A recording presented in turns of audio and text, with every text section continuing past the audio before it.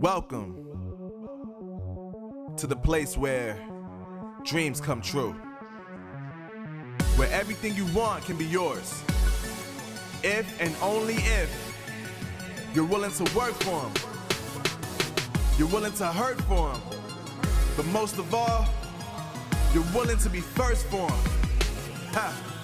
Look, I'm going straight to the top. I don't know how I would stop, like it or not. I got some goals that I'm hitting. You hear what I'm spitting, it's hot. Look what I got, whole lot of passion and pain. The road to success is insane. Stay out my lane, cause I'm on a mission. I'm getting what stands in my way. Yeah, I'm a beast, I wouldn't play with me, baby. The way that I'm training is crazy and I do it daily. You wanna talk about drive? I got more drive than Mercedes. I've never been lazy.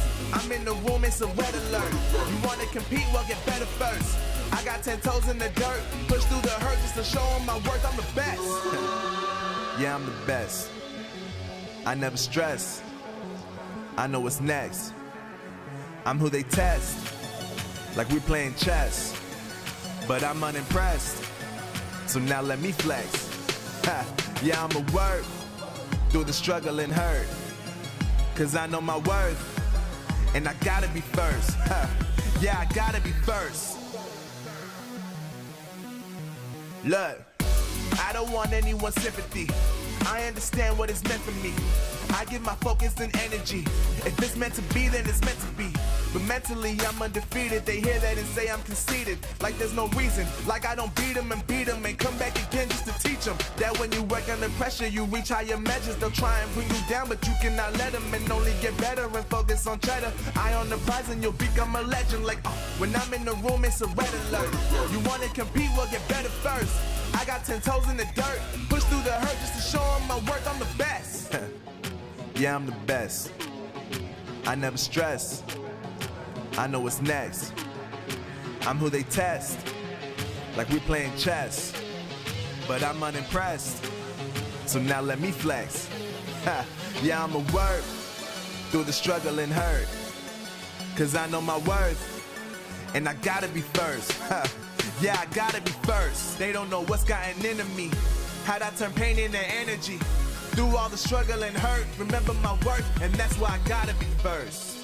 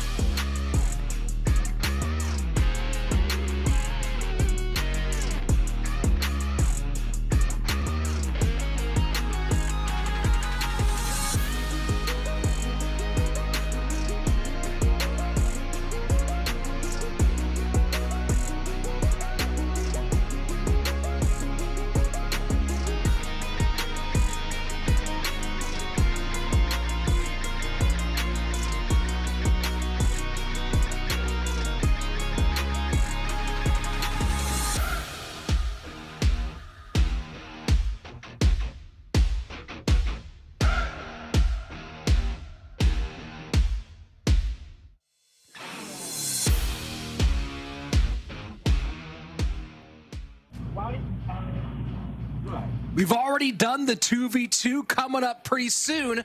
We have our mega draft, but right now today, it's the dual mode here for the Snapdragon Pro Series powered by Samsung Galaxy. I'm Rich Slayton. This is going to be a whole lot of fun. Juicy. I know you are pumped for some dual mode today. Oh yeah, dual mode, that is the golden egg of Clash Royale. It is perfect. You have different decks, you cannot repeat any cards, and it's the highest standard of Clash Royale. I cannot wait to watch what these players bring out today. Mini, fast question for you. The GOAT is in the building, but it is single elimination, 16 players. What percentage chance do you give Mohamed Light on adding yet another trophy to that case? Over 25%. We'll see if the dark horse pick for today can take the championship here today. I mean, it's been a while since he's won something in the team, so we'll see if he's got it in it today. Spicy picks already out the gate. Let's waste no more time. The Snapdragon Pro Series starts right now.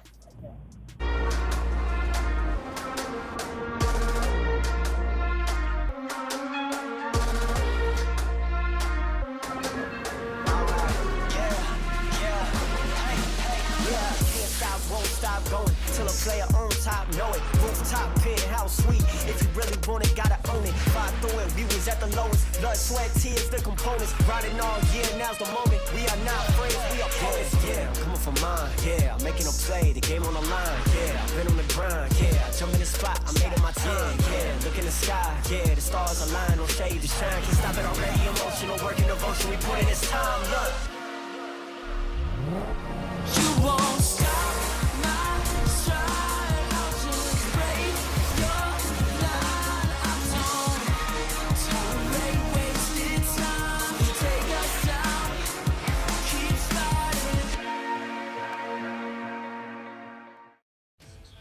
Hello and welcome to the Snapdragon Pro Series powered by Samsung Galaxy. I'm Rich Slayton, joined by World Cyber Games champion Jackson Juicy J. Wall and multiple-time CRL veteran Mini to bring you the Clash Royale dual mode 1v1 Open Finals. This is going to be a whole lot of fun, and of course you can follow along with all of the Snapdragon Pro Series action by following us on all social media at ESL Mobile or ESL Mobile. There might be an underscore in the middle of that Instagram address as well, but at ESL Mobile for all your social media addresses. And of course, you can get in on the action. Go ahead, join us on Discord, discord.gg/Snapdragon Pro Series, where you can sign up for our Clash Royale competitions and all the different mobile gaming events we have throughout the mobile universe there on that Discord channel. Today, though, we are doing our dual mode 1v1 competition. It is part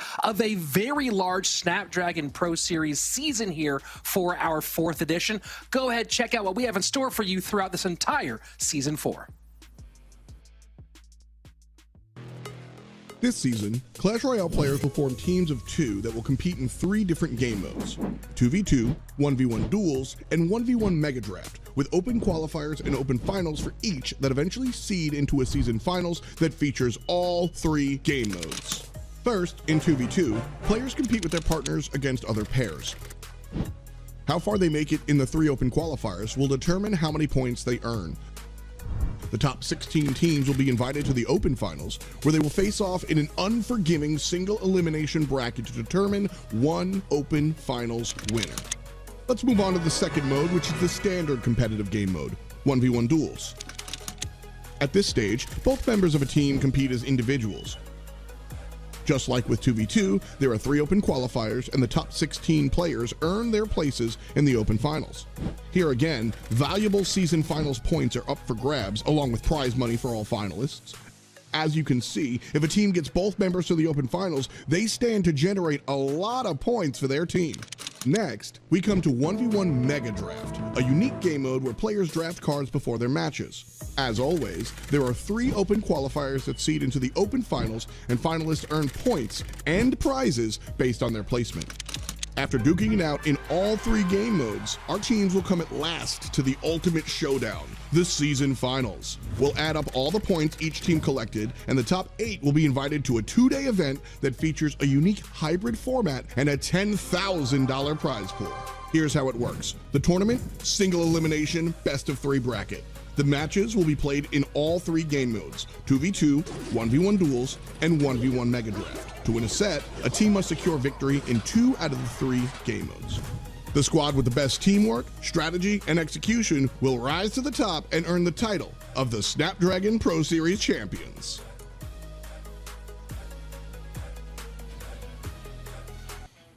So there you have it, a good look at the Season 4 for our Snapdragon Pro Series presented by Samsung Galaxy Clash Royale edition. And of course, there's events happening throughout mobile gaming, but that's our CR part. And of course, we already started with the 2v2 last time out. Juicy, 2v2 was a blast, and there really were no big surprises with who took our crown.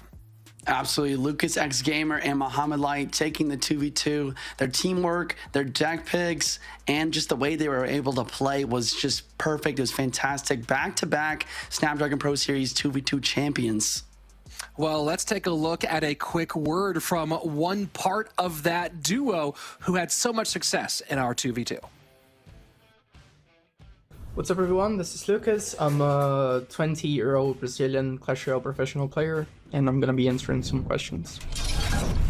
This is not my first time. Actually, my first time was back in 2020 on the last CRL team split we had. I was one of the best duels in the world, actually, with Flawless back in Pen Gaming, so I have quite a good experience with 2v2 previously. Mohammed's a very good player, so sometimes we just don't even have to communicate. So I think that we just go along and see what each other is doing.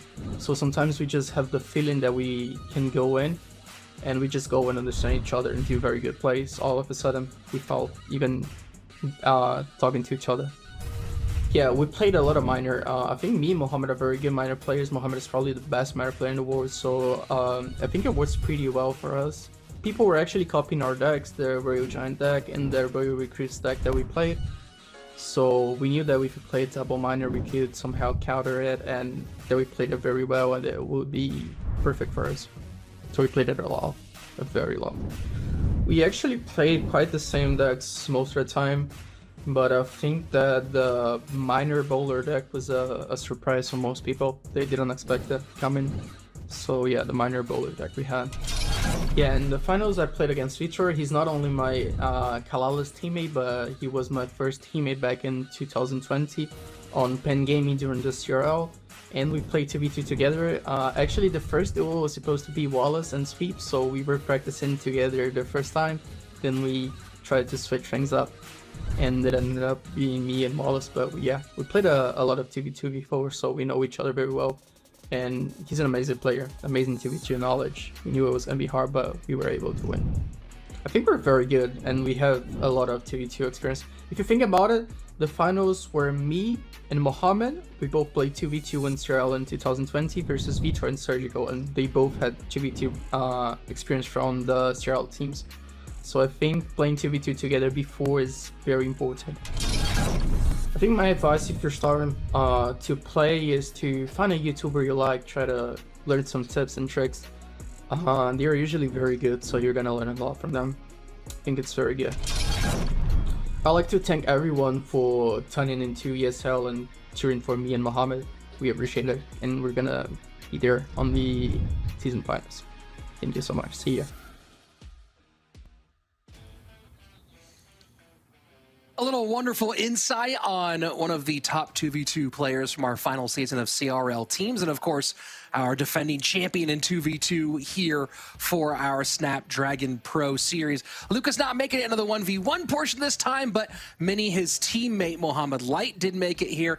And we take a look at the bracket here in just 1 second. You're going to see a pretty difficult road, and you said 25% as the chance that you give Mo Light to win this single elimination bracket. Talk to me about that upper half. Yeah, 75% chance of rain for the Pharaoh here. He's going up against his teammate Sub, current teammate in SK Kalala. Sub is one of those players we talk about who's been on a skyrocket this year in 2023. And the reason I give him a higher chance of beating Mo is because being on that same team, you practice with the guy a lot. You're much more comfortable with him than rivals, people who aren't as used to playing games with him. So that's why I give him a lot higher chance of playing against him. But we also have such a stacked bracket against Smo. Being the #1 seed, it almost feels like if he got the #2 seed and was placed on the other side of a bracket, it would have went better because now he's got players like Faust, Titan, Clown, Hugo, and Vitor to deal with. And this is all before even getting to the finals. On the other half, we have big names like Igor and Wallace. That just so many big names in this bracket, and this is why we love the duels format. This lets pros play at their best level, and we get to see the best of the best Clash Royale. Juicy, taking a look at that bottom half of the bracket, we already had some names called out: Igor, Wallace, Agony King, Aslan. Who do you think you see going all the way to the grand final from the bottom half of our bracket?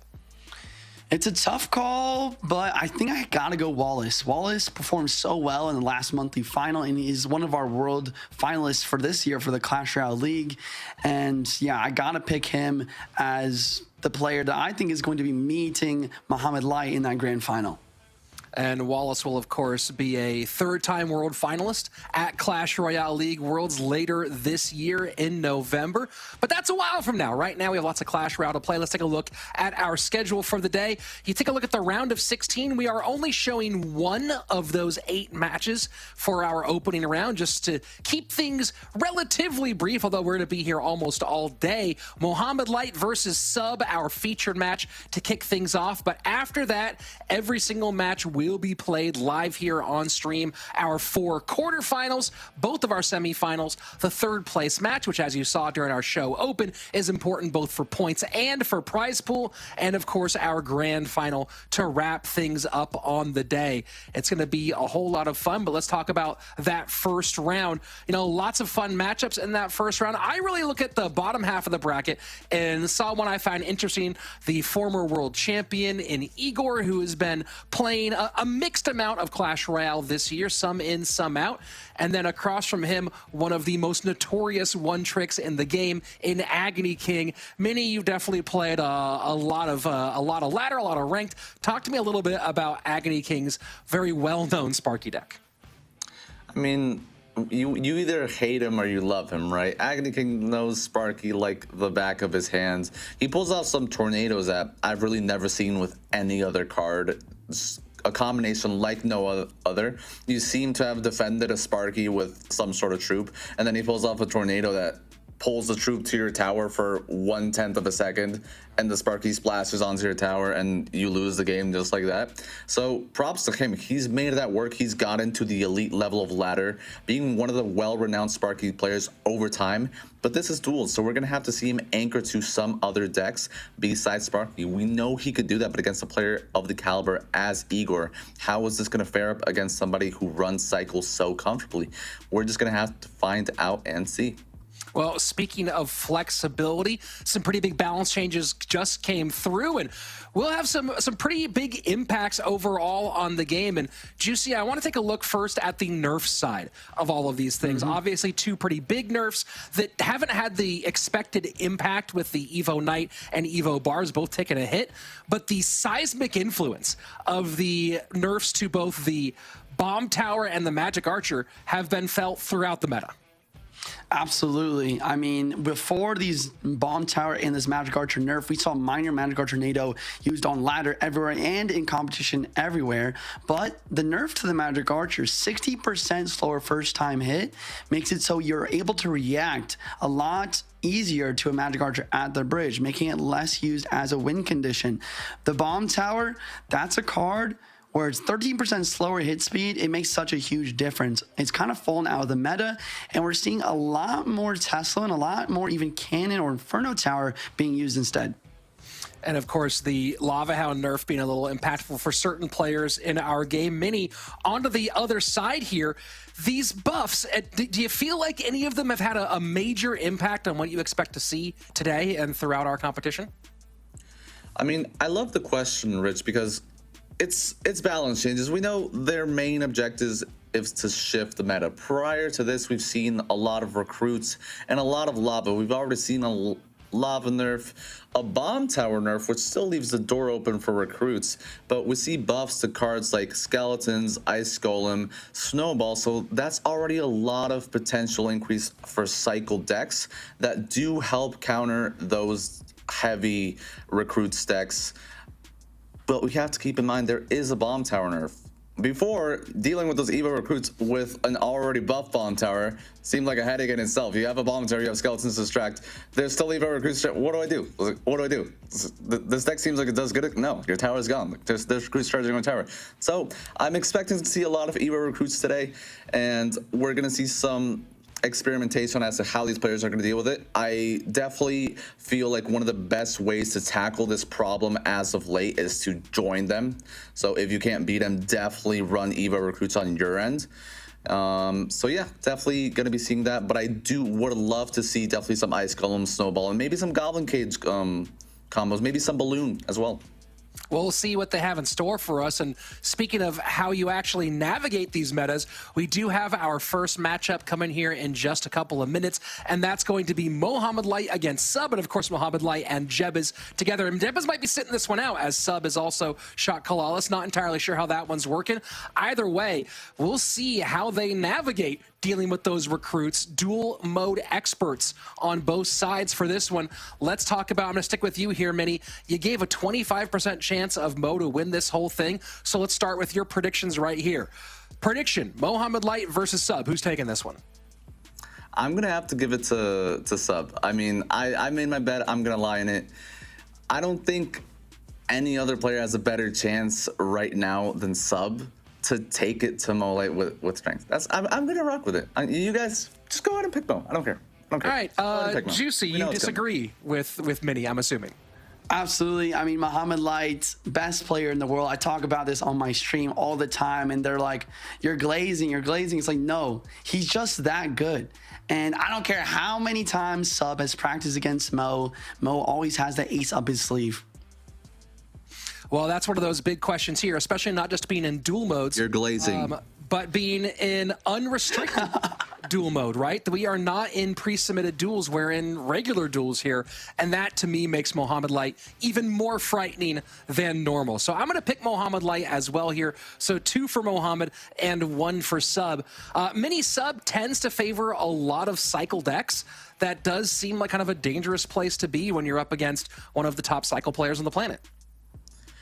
Yeah, 100%. And as a player who's played against Sub myself, it's interesting because you see a player play cycle so much, but then he shifts a lot towards decks like Spam Mortar with Skeleton King and that deck that we've seen so much. So he can play Miner Cycle, he can play Mortar Miner with a lot of spam. We know he can play Hog. So 100%. Cycle is a comfort for both these players.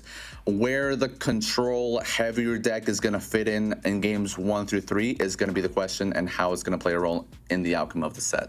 That will certainly be one that we want to see get answered here. Juicy, we were talking about those balance changes earlier, and this is our first major duels competition where we are seeing all dual gameplay in these new balance changes. As we go into our first match here and say goodbye to Minnie, is there any particular deck since the balance changes that you've fallen in love with? To be honest, that bomb, Minnie talked a little bit about it, how the recruits didn't get nerfed. The Recruits Evo did not get nerfed, but the Bomb Tower did get nerfed. And I have been using a troll deck on top ladder using Pump, Cycle, Evo Recruits, and it's just basically no win condition, and it's just been an absolute blast. I mean, but I doubt we'll see something like that in this gameplay today. It looks like Mohamed Light sticking with the Bomb Tower, Sub using the deck that Minnie called out, Miner, Skelly King Spam.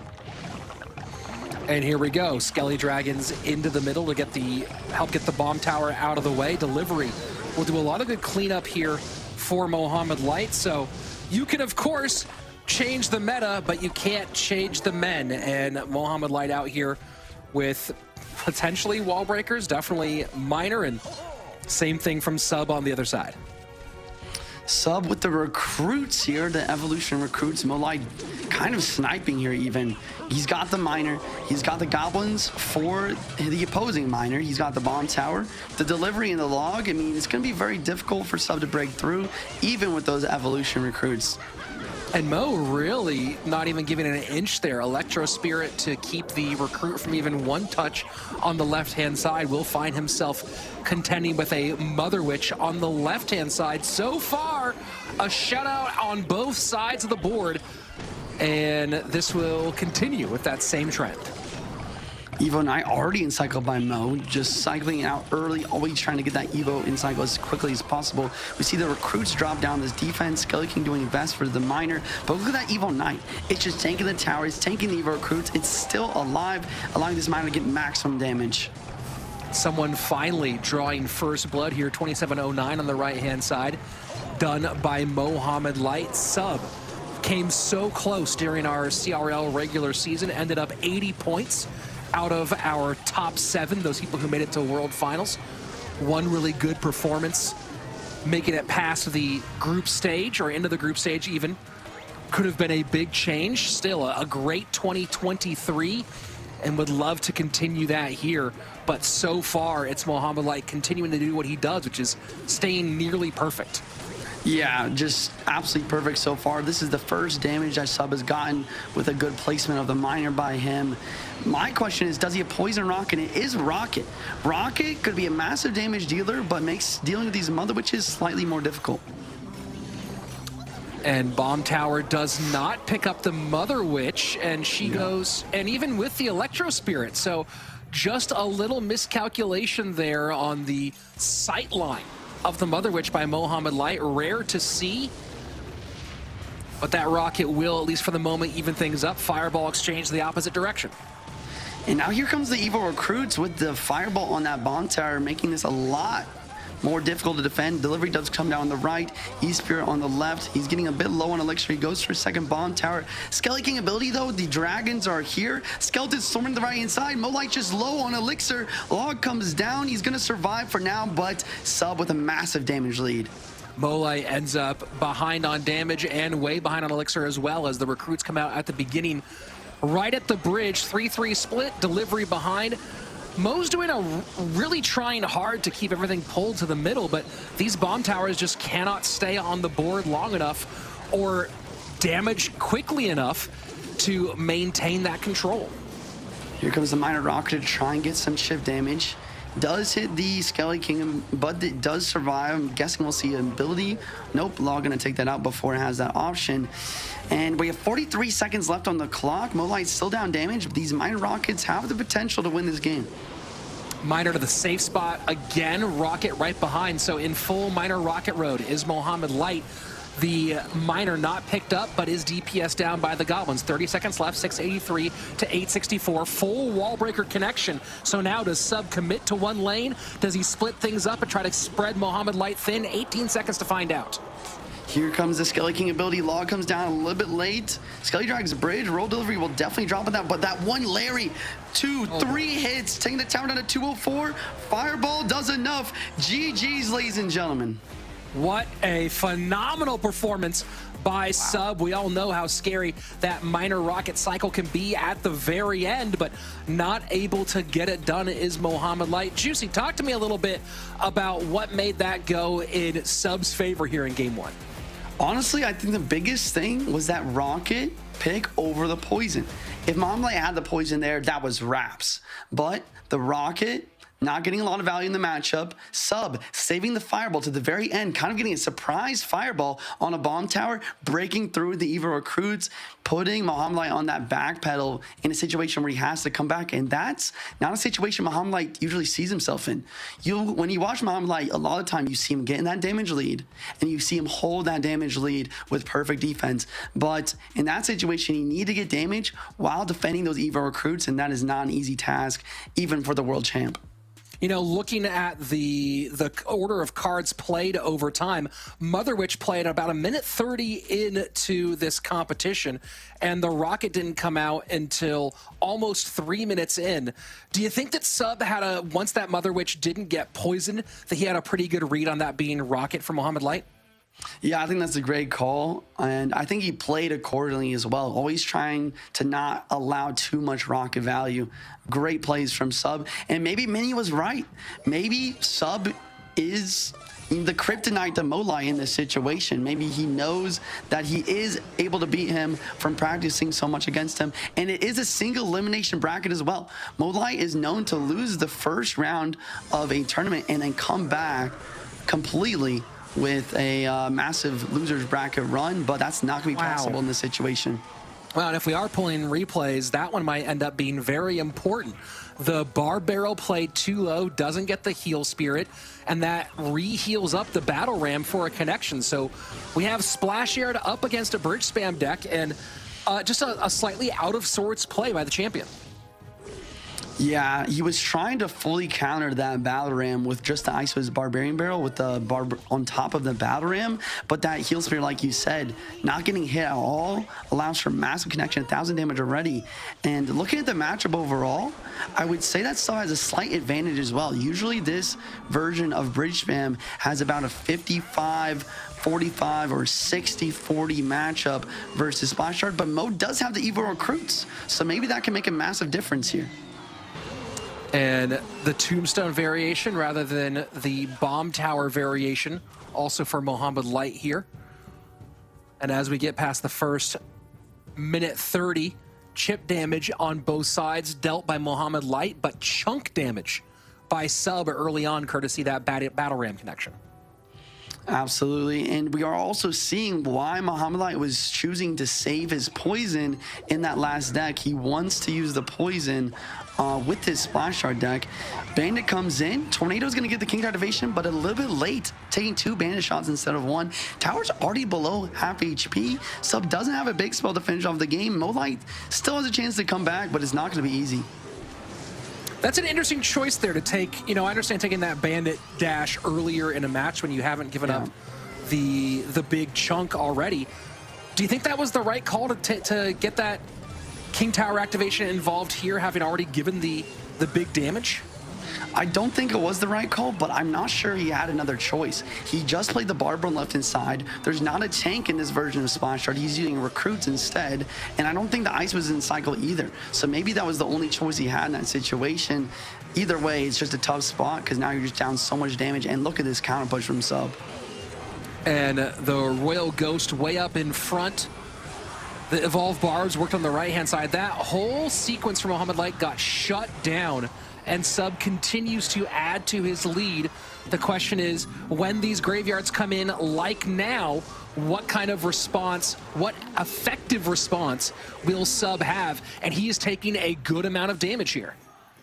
Yeah, that was fantastic. I think Sub needs to save those evil barbs for the graveyard, but the Baby Dragon, it was able to splash on the tower along with that poison, and all of a sudden Mo Light's starting to sneak himself back into this match.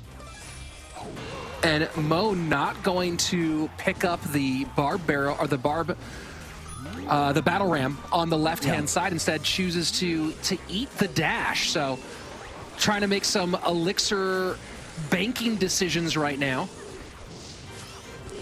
Yep, sometimes you've got to allow your opponent to even up their damage on both sides in order to try and get an elixir lead or just to fix your cycle. Battle ram in, Tombstone is here. Mo Light does have the evil recruits in cycle now, but Sub has the evil barbs in cycle as well. Evil barbs is one of the best ways to counter these recruits. So here we go, Magic Archer down, gonna poison to the Queen and to the weak side on the right-hand lane. 50 seconds left, Sub with a lead, but that lead beginning to dwindle. NATO pulls all that together on the right-hand side. Magic Archer and Ghost working on that left-hand lane. Sub does have options on both sides, but now the pressure starting to build here in triple.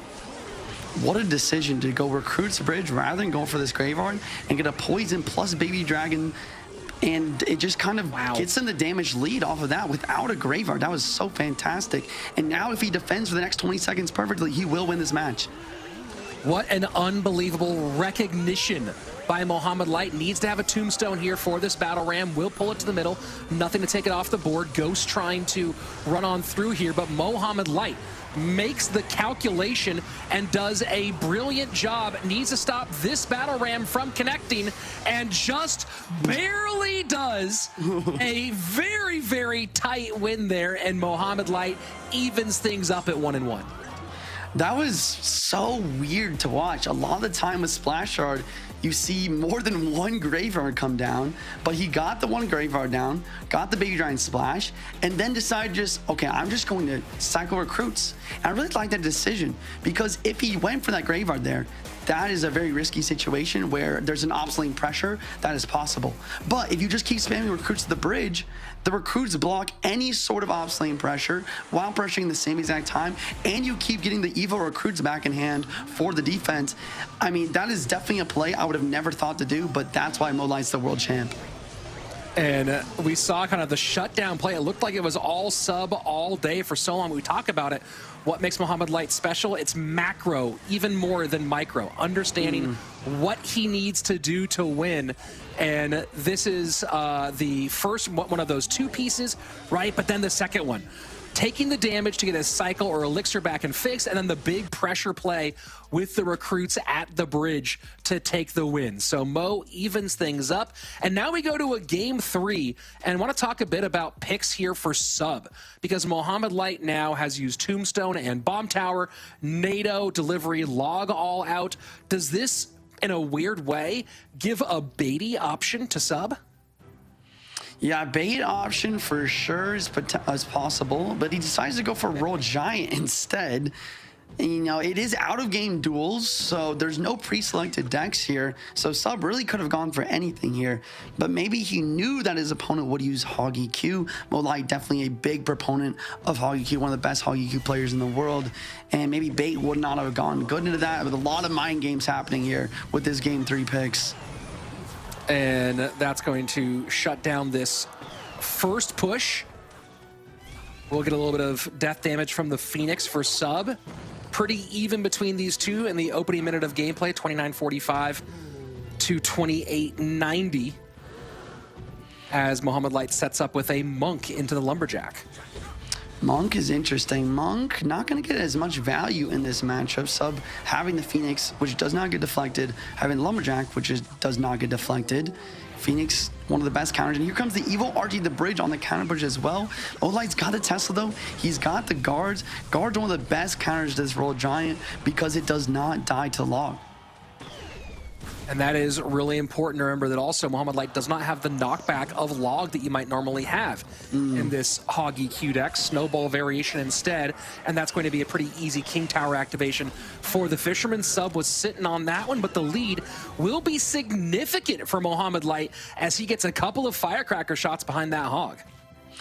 Yeah, we got to see the replay on that later, because, you know, you talked about Molight's fantastic macro decisions, but his micro is on point as well. The prediction Ice Spirit, that one elixir card, makes a huge difference, killing the skeletons and allowing that firecracker to get a massive damage lead. And now we see Molight's in the situation that he is so successful in. He's gotten the damage lead in single elixir, and now he's going to lock in and just have perfect defense here to try and win this game.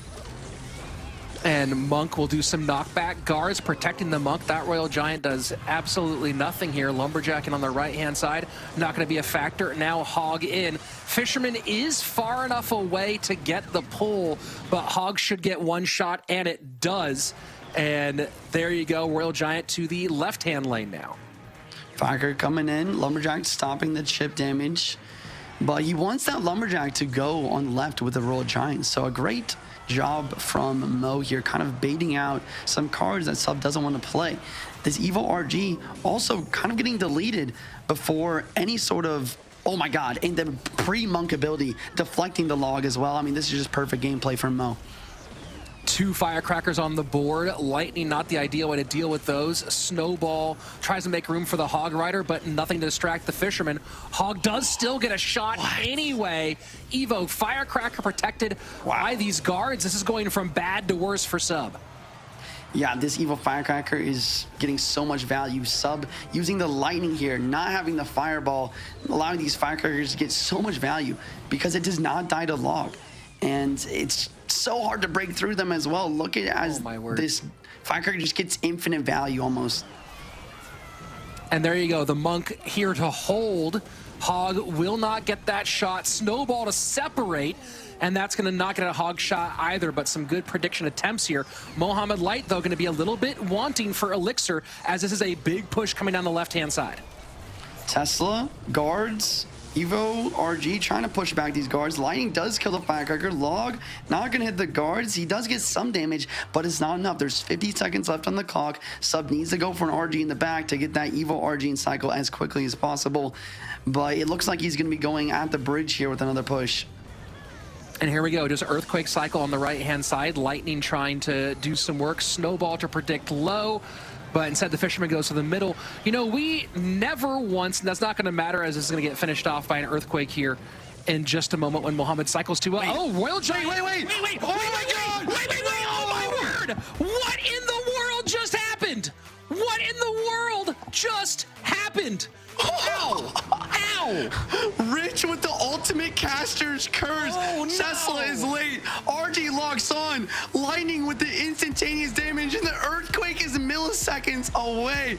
What? And we see the massive upset. Sub taking out Mohamed Light in the single elimination bracket in the first round. Mini was right. We all thought he was crazy, but he was right. I don't even know if I can say Mini was right. You know what I mean? I need to see that replay of that ending again. That was absolutely, but I don't even understand how hopefully we get a good look here at that ending. And I was gonna say that I was kind of surprised that never once did Mo try to predict the High Fisherman with something like the guards or the Ice Spear or even the Monk. And here we go. This is that end. And oh, we don't actually see I don't know if we can try to pull that ending again and take a look at it more closely.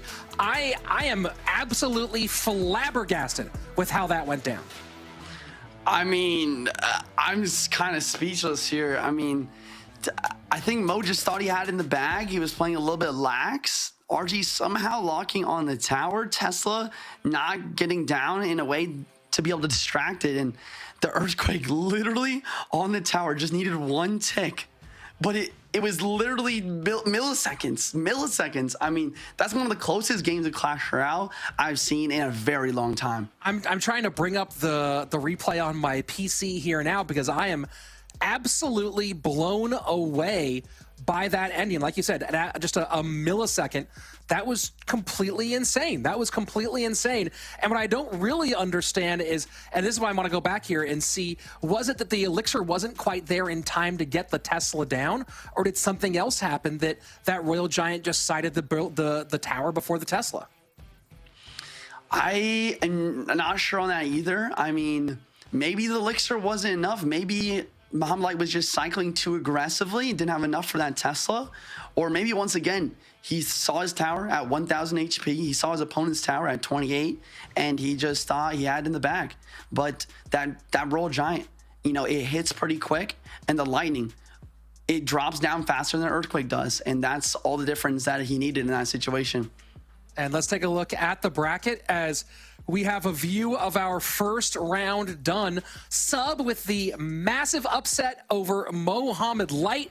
Faust taking down Ares. The big battle of Titan and Kickash, aka Clown, comes out with Titan on top, and Vitor beating the Frenchman Hugo. Igor and Shadow both moving on. Alan Luque Lopez and Jors will be the final quarterfinal as we get into our second round of gameplay. And man, Juicy, I'm still just reeling from what we just saw. Yeah, I mean, I didn't even hear anything you just said about the bracket because I'm still just thinking about that final match and what that means for the rest of the bracket, though, as well. Sub going forward, Mo is out. You know, we've seen Mo dominate in tournaments like this, but now this has opened up a huge opportunity for everyone else in this tournament to take home this grand final, take home this first place prize. Well, do you like Clash Royale? Well, if you're here, I know you do. Do you like what you just saw? Of course you do. So never miss a moment of the action. Follow us across all social medias at ESL Mobile, ESL_mobile there on Instagram. And of course, you could be here next time if you join us on Discord, discord.gg/Snapdragon Pro Series. After a game ending like that, we have to take a short break, let our players get ready for our second round, let ourselves catch our breath. So we'll be back here in just a couple minutes. Don't go anywhere. Quarterfinals coming at you very soon. The Snapdragon Pro Series powered by Samsung Galaxy is brought to you by Snapdragon Elite Gaming, Samsung Galaxy S23 Ultra, Monster Energy, and DHL.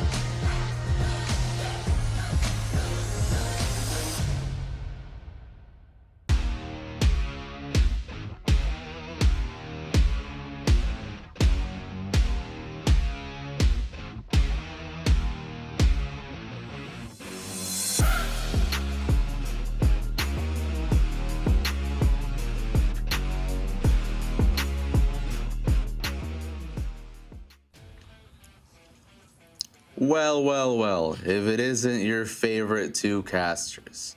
And I mean, that was a beautiful sequence of events. You see, I dropped some food watching it from behind the scenes. I mean, that was jaw-dropping for me. I can't imagine what it was like for all of you watching from wherever you're watching from. Sub pulling off one of the matches of the entire season in the Snapdragon Pro Series. And now it's time for him to go up against Faust in quarterfinal number 1. Juicy. Predictions for this one?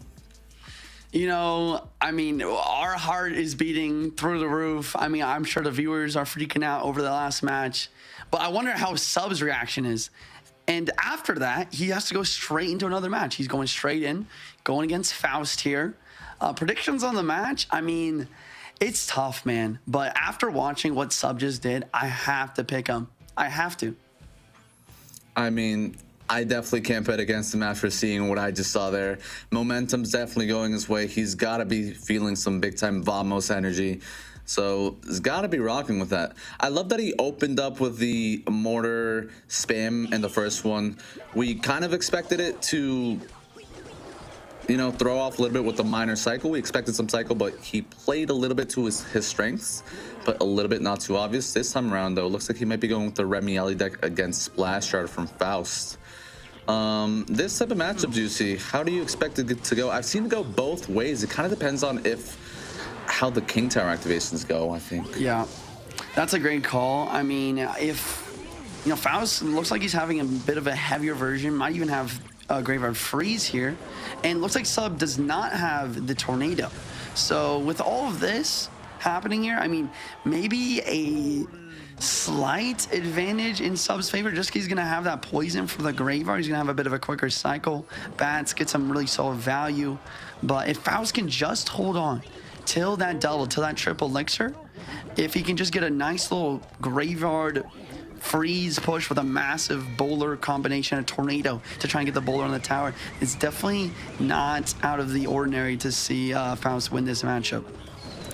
Yeah, one of the key things about this matchup, I mean, you look at it on paper, you think Sub has all the answers. You know, he's got bats and a knight for the bowler, bats for the baby dragon, the Inferno dragon, and he's always going to have a poison for the Graveyard. But Faust, being a veteran player that he is, having practiced this matchup time after time again, being so experienced with it, like you mentioned, double and triple elixir come, that poison's always going to be coming defensive as it is now, right in the back at that tower. That opens the lane up for massive accumulation of troops, and the baby dragon, the bowler, the Inferno dragon, all of that can begin to accumulate, and then 2 baby dragons, maybe 2 bowlers, and that's how Faust can try to win the game. Sufficient enough defense can get the job done, but it just comes down to how those interactions go. Yeah, that's a great call. It's almost like a dual push in the same lane. You have the Graveyard you have to worry about, you have to drop poison on that, but you need the poison as well for the big stack of troops. It's almost like a beatdown with the bowler and the baby dragon, the double dragons, and the biggest thing to really look out for is that NATO. If Faust can get a NATO lineup with the bowler, similar to a Magic Archer or an Executioner, that will allow him to get the damage he needs. But as we see here, the Graveyard not going to be the main factor damage-wise. It does get a little bit chip here and there through the poison, though. A lot of RNG comes down to that kind of situation there. Yeah, that RNG always being either your best friend or your worst enemy. And, I mean, we talk about the strategies and the keys of winning this matchup. Sometimes in that double and triple elixir, we talk about Faust's keys to victory. We talk about that poison being forced out on defense time after time again. Sometimes playing that Graveyard to tank for the troops at the bridge, having the tower shoot at the skeletons, because the Sub is already wasting the poison on it, right? And if you're making the tower go after the skeletons and the poison is already going after that as well, you're giving your troops even more time to go for that accumulation. So that's one of the strategies that you look to employ if you're Faust, to try to open this one up. But he's gotten a decent amount of damage on the left-hand lane, does Faust, but Sub doing what he needs to do and playing the split lane, this prevents Faust from getting that accumulation that we talk about. Wow, and that freeze just barely stopping that wall breaker from hitting the tower. I mean, I like the choice from Faust to go on the right side. He's actually going on the left side, though. Oh, no, he's making dual lane pressure. Here comes the Graveyard. Baby Dragon Boulder on the right. Poison on defense versus the Graveyard always. Miner on the defense versus Bowler behind to prevent any sort of NATO lock on into the tower. And, you know, Sub is just playing this fantastically here. Playing it to a T. I love the gameplay here.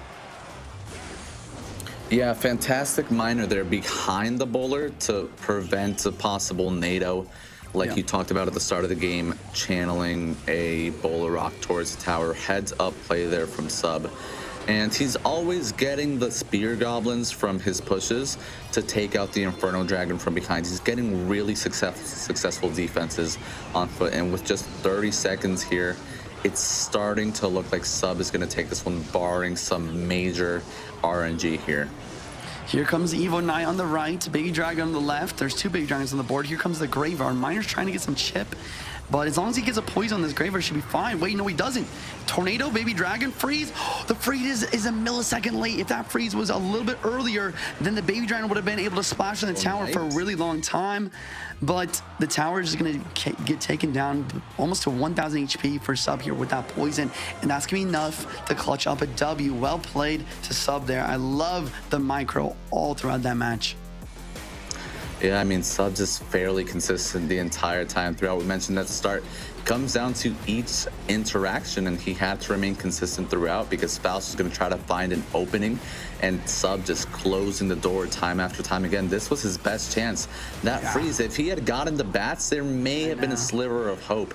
This Evo Knight on the right-hand side made it close as well. You know, just little things that make this game so close. But Sub showing why he had what it takes to beat Mo Light, taking game 1 against Faust. Had the right idea, did both players, and how to play the matchup, but Sub taking the victory in this one.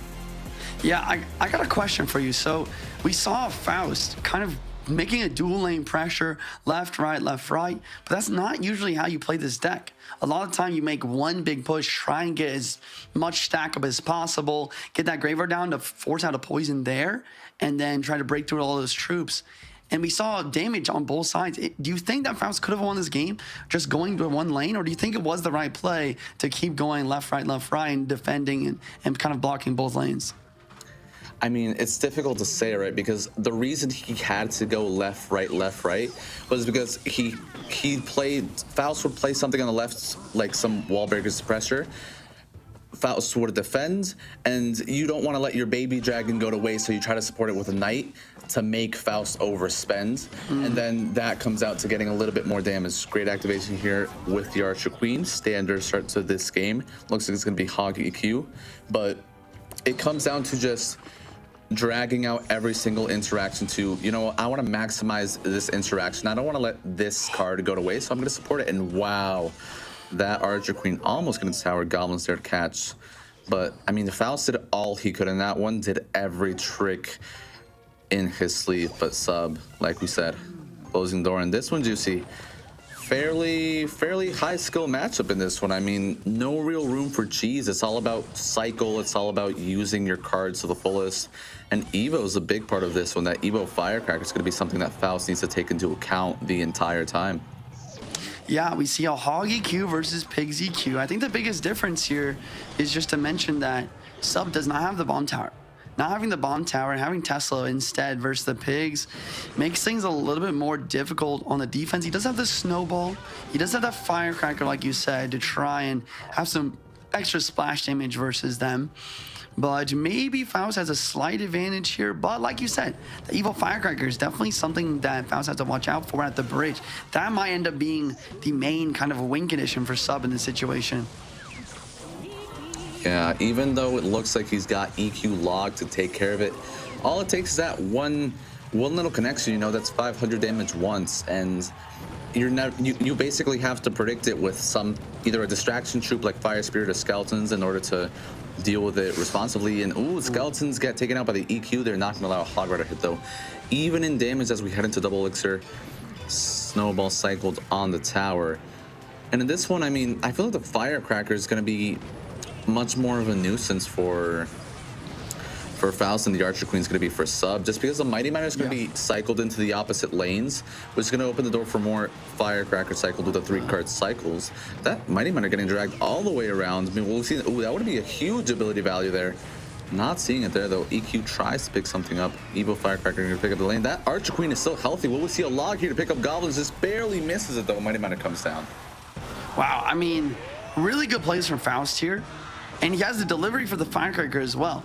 I mean, we definitely are seeing these Pigs kind of consistently chip away here. And this Hog Rider is not really ever breaking through. That's the difference between Pigs and Hog Rider. Wait, Hog Rider does get one shot? Pigs getting a little bit of chip as well? I mean, Faust still have the damage lead here. Yeah, sacrificing a Hog Rider shot to get that log on offense kind of got the value he wanted. That last Piggy did get enough HP to get value. Careful with the bomb tower here because the Firecracker splash will channel through. Smart playing it high now. Defensive log will be enough to clean it through. Firecracker insignificant on the left-hand side. And we talk about that Firecracker splash on the left-hand side.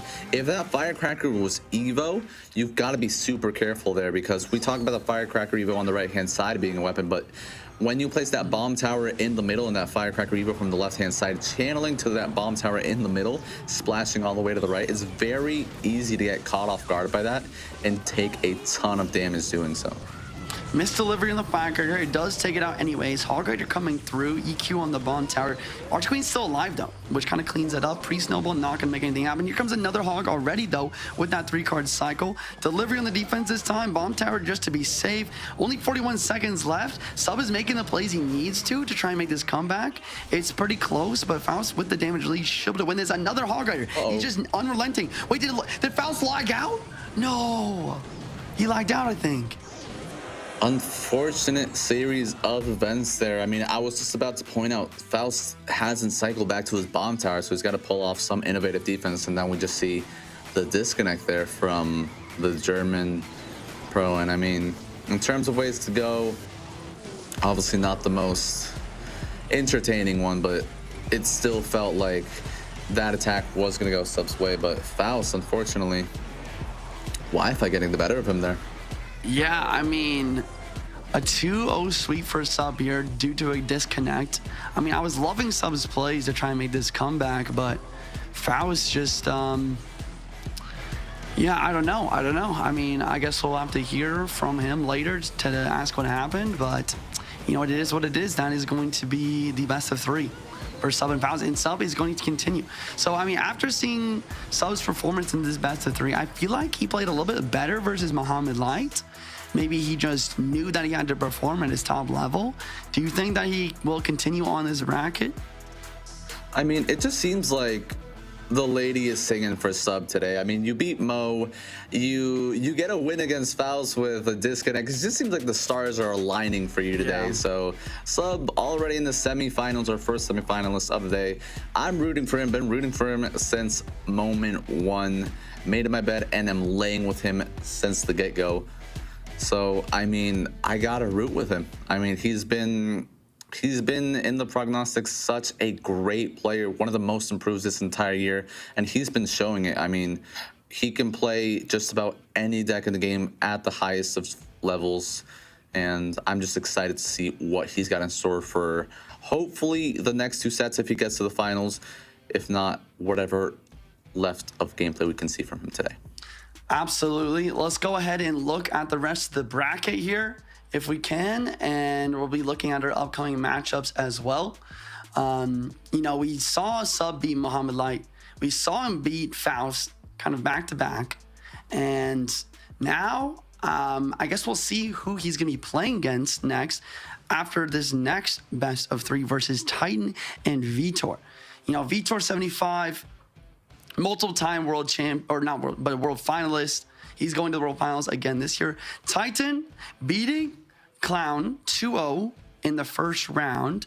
Definitely a bit of a competitor, but I would definitely give Vitor maybe a small edge in this best of 3. Yeah, I mean, Vitor, a world finalist in this year, and I definitely feel like he's picked it up another level in these past couple of months. Met him in Europe for the first time a couple months ago when he needed to get that last crucial month in order to make World Finals. And he was talking about how important it was, how he needed to practice. He knew exactly what he needed to do. He knew what it took, how much dedication it was going to take to get to his goals. And he did just that. So he is a guy who's been in the game longer than just about anyone. And he is, I mean, I can say he's at his prime. I mean, have we ever seen a Vitor this dominant, this confident? I mean, when you get to this amount of world finals back to back to back, you've got to be feeling good about it. And when you do it in such a fashion when, hey, it's the last month, time to practice every day. Hey guys, let's practice. Got to get to work. You do it. And I mean, now he's going up against Titan, who's also not any rollover by any means, one of the top contenders over time. We've seen it in the monthly finals CRL. So, but hey, looking forward to this one. And if Vitor wins, that means Sub is going up against 3 current world finalists of this year. So that is something that I would be super excited to see, Juicy. Absolutely. If you guys are enjoying the tournament and you're thinking about wanting to play in tournaments like this in the future, make sure you drop a follow to the Snapdragon Pro Series at ESL Mobile. Join up on the Discord as well. The upcoming matchup, like we talked about, it is Vitor versus Titan. We will be watching that very soon after this upcoming break. We will see you guys here. And oh, sorry, no break. we're going to be heading straight into the match 3 very soon. You know, looking at the match 3, Mini, I mean, you talked about Vitor a lot. We talked about Titan. You said that Vitor is in his best form. And the reason why you say that is because he actually won the most recent monthly finals. And he did it in a fantastic fashion as well. And getting that golden ticket, you know, after in the interview, he said, you know, I still have more to work on. I'm still not at my peak yet. I'm going to keep grinding. And if he's been doing that, you know, I think this is a huge hill for Titan to overcome here. Maybe we'll see something similar to what we saw versus Sub and Muhammad Light. Maybe we'll see that crazy upset, but it's, you know, I'll see it right here. This is where it starts. Vitor starting the minor. And let's get the action as Rich joins us right into the gameplay.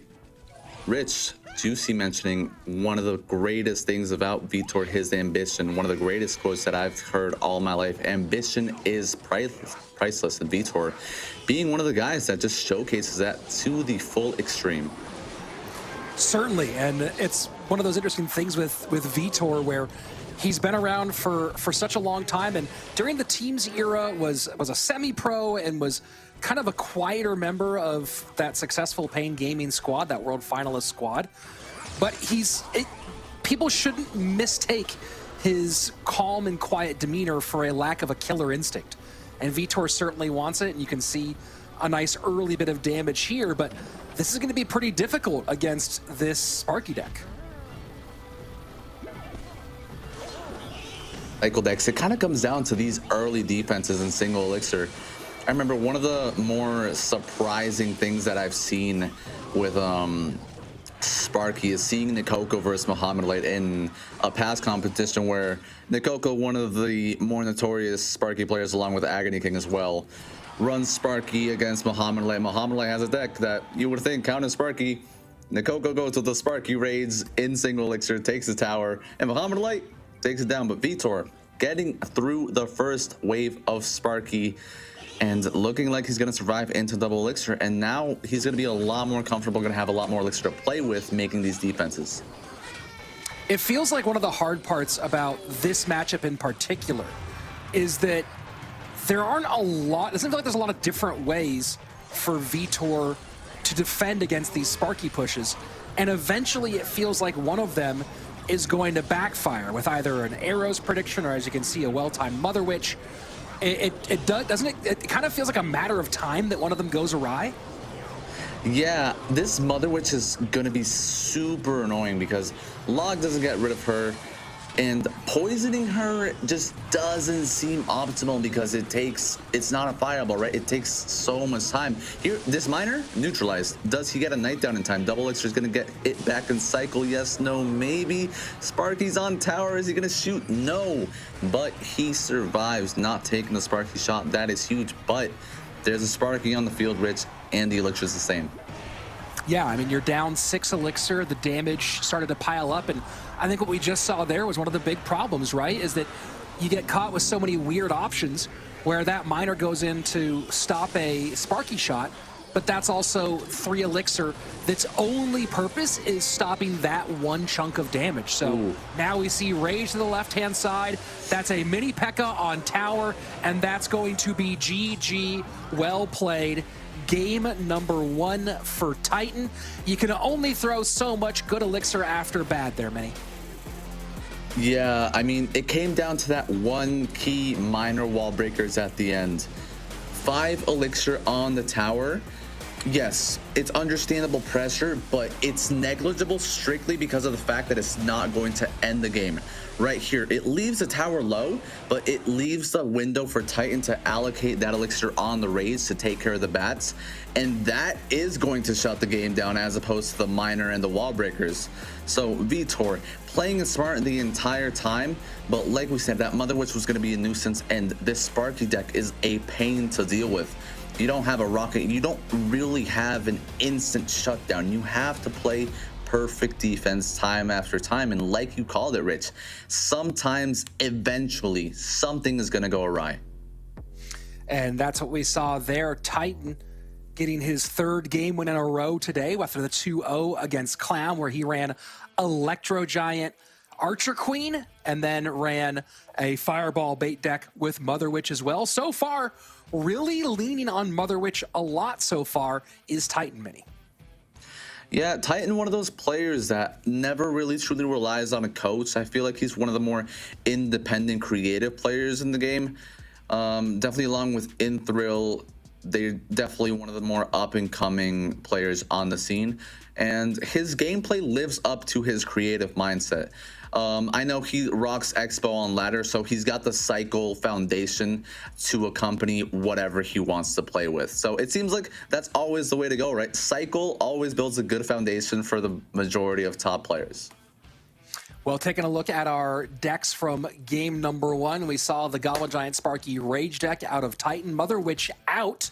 That does open up some options for Vitor. Of course, Mother Witch was nice against the Spears and the Bats that we just saw. Vitor running Minor Wall Breakers, the more popular version that was kind of popular before the Magic Archer nerf, and now has risen even more since Magic Archer now has that first shot delay. And Titan going with a bit of a surprise here, the Evo Skellies. Yeah, Evo Skellies. Looks like it might be minor cycle from Titan, and it's going to be drill from Vitor. This is going to come down to if Titan, well, first of all, if he does have minor, if he's got drill, but could also be Piggy's Archer Queen if you think about it. We still have to see. Vitor, shades of the 2v2 deck that he ran with Surgical Goblin with Magic Archer Tornado, but this time around it's going to be probably going to have that cannon card in there. We know he's got the Tornado. This deck, very common when drill came out, taking a step back to more quick cycle drill decks, but Vitor definitely taking a liking to it and recruits with it. Interesting. So trying to maybe work up the bridge spam elements of this deck a bit more is Vitor, as he'll go to recruits for his Evo slot. Archer Queen out of the way here. Bomb Tower to pick up the recruits. Misread cannon card there. Thought it would hit from the river, and now a deliver here is just going to shut that down. However, 30 seconds left until double elixir. Ghost isn't in cycle, so if there's a time for Titan to go in, it's going to be now on the right-hand side. Yep. There we go. Great read. Ghost isn't in cycle. It's going to get a good amount of chip damage, and it's going to open the door for Titan to get a good defense and keep the stability. But there's not going to be too much damage to Vitor's tower, and he's going to be able to. And the Evo Skeletons going to work on the Golden Knight, and we don't often see the Evolved Skeletons go that big, as the Archer Queen on the other side goes on the offensive, and that exchange could not have gone better for Titan. And I mean, we talk about that setup bridge, it all came down. Vitor had a 2 elixir lead. He played a Golden Knight in the back left, a punish from Titan in the right-hand side, an easy defense with the Archer Queen, and that led to the connection on the right-hand side. Wow. Bomb Tower, despite the nerf, still a problem right now for Vitor. Bomb Tower plus Archer Queen setting up a pretty nasty defense. The Executioner rather than the Magic Archer in here. And that Goblin Drill should be easily cleaned up by the log, and it is Executioner not able to get on tower. Perfect play on the Skeletons, and Titan so far playing a very, very clean game, and Vitor just having no answer whatsoever to the Bomb Tower on defense and the Royal Hogs on offense. Vitor right now hoping Faust shares his hotspot with Titan as we get into overtime in this one. Just not much he can do. 200 left in this one. And that's just going to be GG. It's going to be a 2-0 for the Polish. 4-0 so far on the day for Titan, rolling down Rodeo with a big one. And you can see some spots, some moments from our first matchup here where Titan just got a tremendous matchup in this one, and Vitor got caught very thirsty trying to stay in this one. And you can, this is the first successful defense. End up 6 elixir down though, and that leads you to this kind of push against Goblin Giant Sparky. But here we go, and the Royal Hogs, you were way ahead of it, Mini, as they came down with the Ghost out of cycle. Then the Archer Queen on the right-hand side as the Evolved Skeletons do double cleanup duty on the left and get a big win. Titan moving on to our semifinals. I mean, that's just solid gameplay from Titan, showing why we've seen him in monthly finals all year round.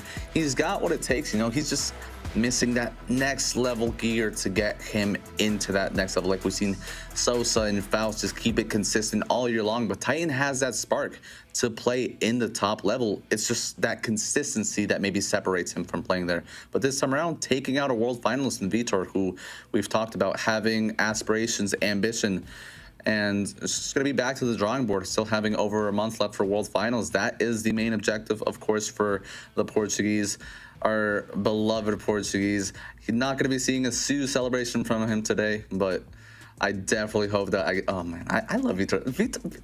I want to send Vitor a hug. A great big hug to Vitor. I love Vitor. I love Vitor. I love everyone, guys. I love Vitor too, though. Love Vitor. Well, the love fest continues for many, but does not here, as some players have lost that as they head away. Faust and Vitor both out. Sub and Titan, the upper bracket semi-finalists, or the top half of our bracket semi-finalists. So we have two of our top four. Great run by Sub with Molai and Faust, two world finalists done in back-to-back fashion.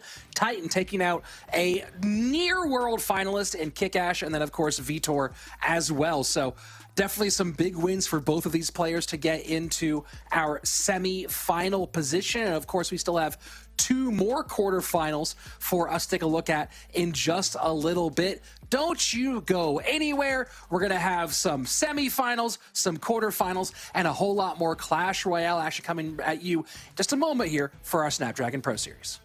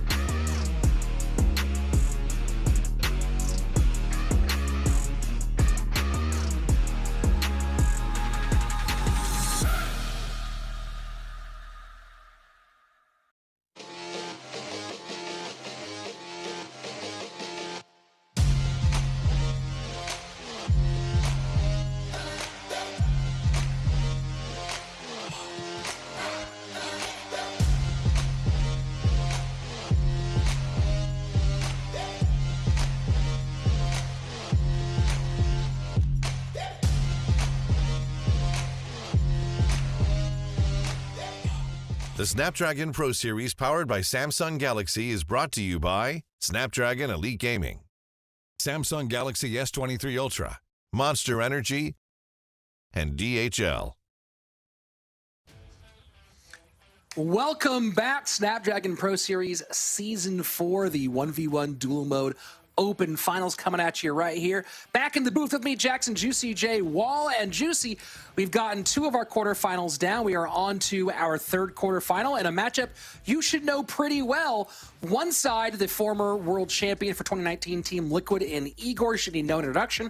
But Shadow on the other side, a very well-known semi-pro / pro player who you've teammated with in the past.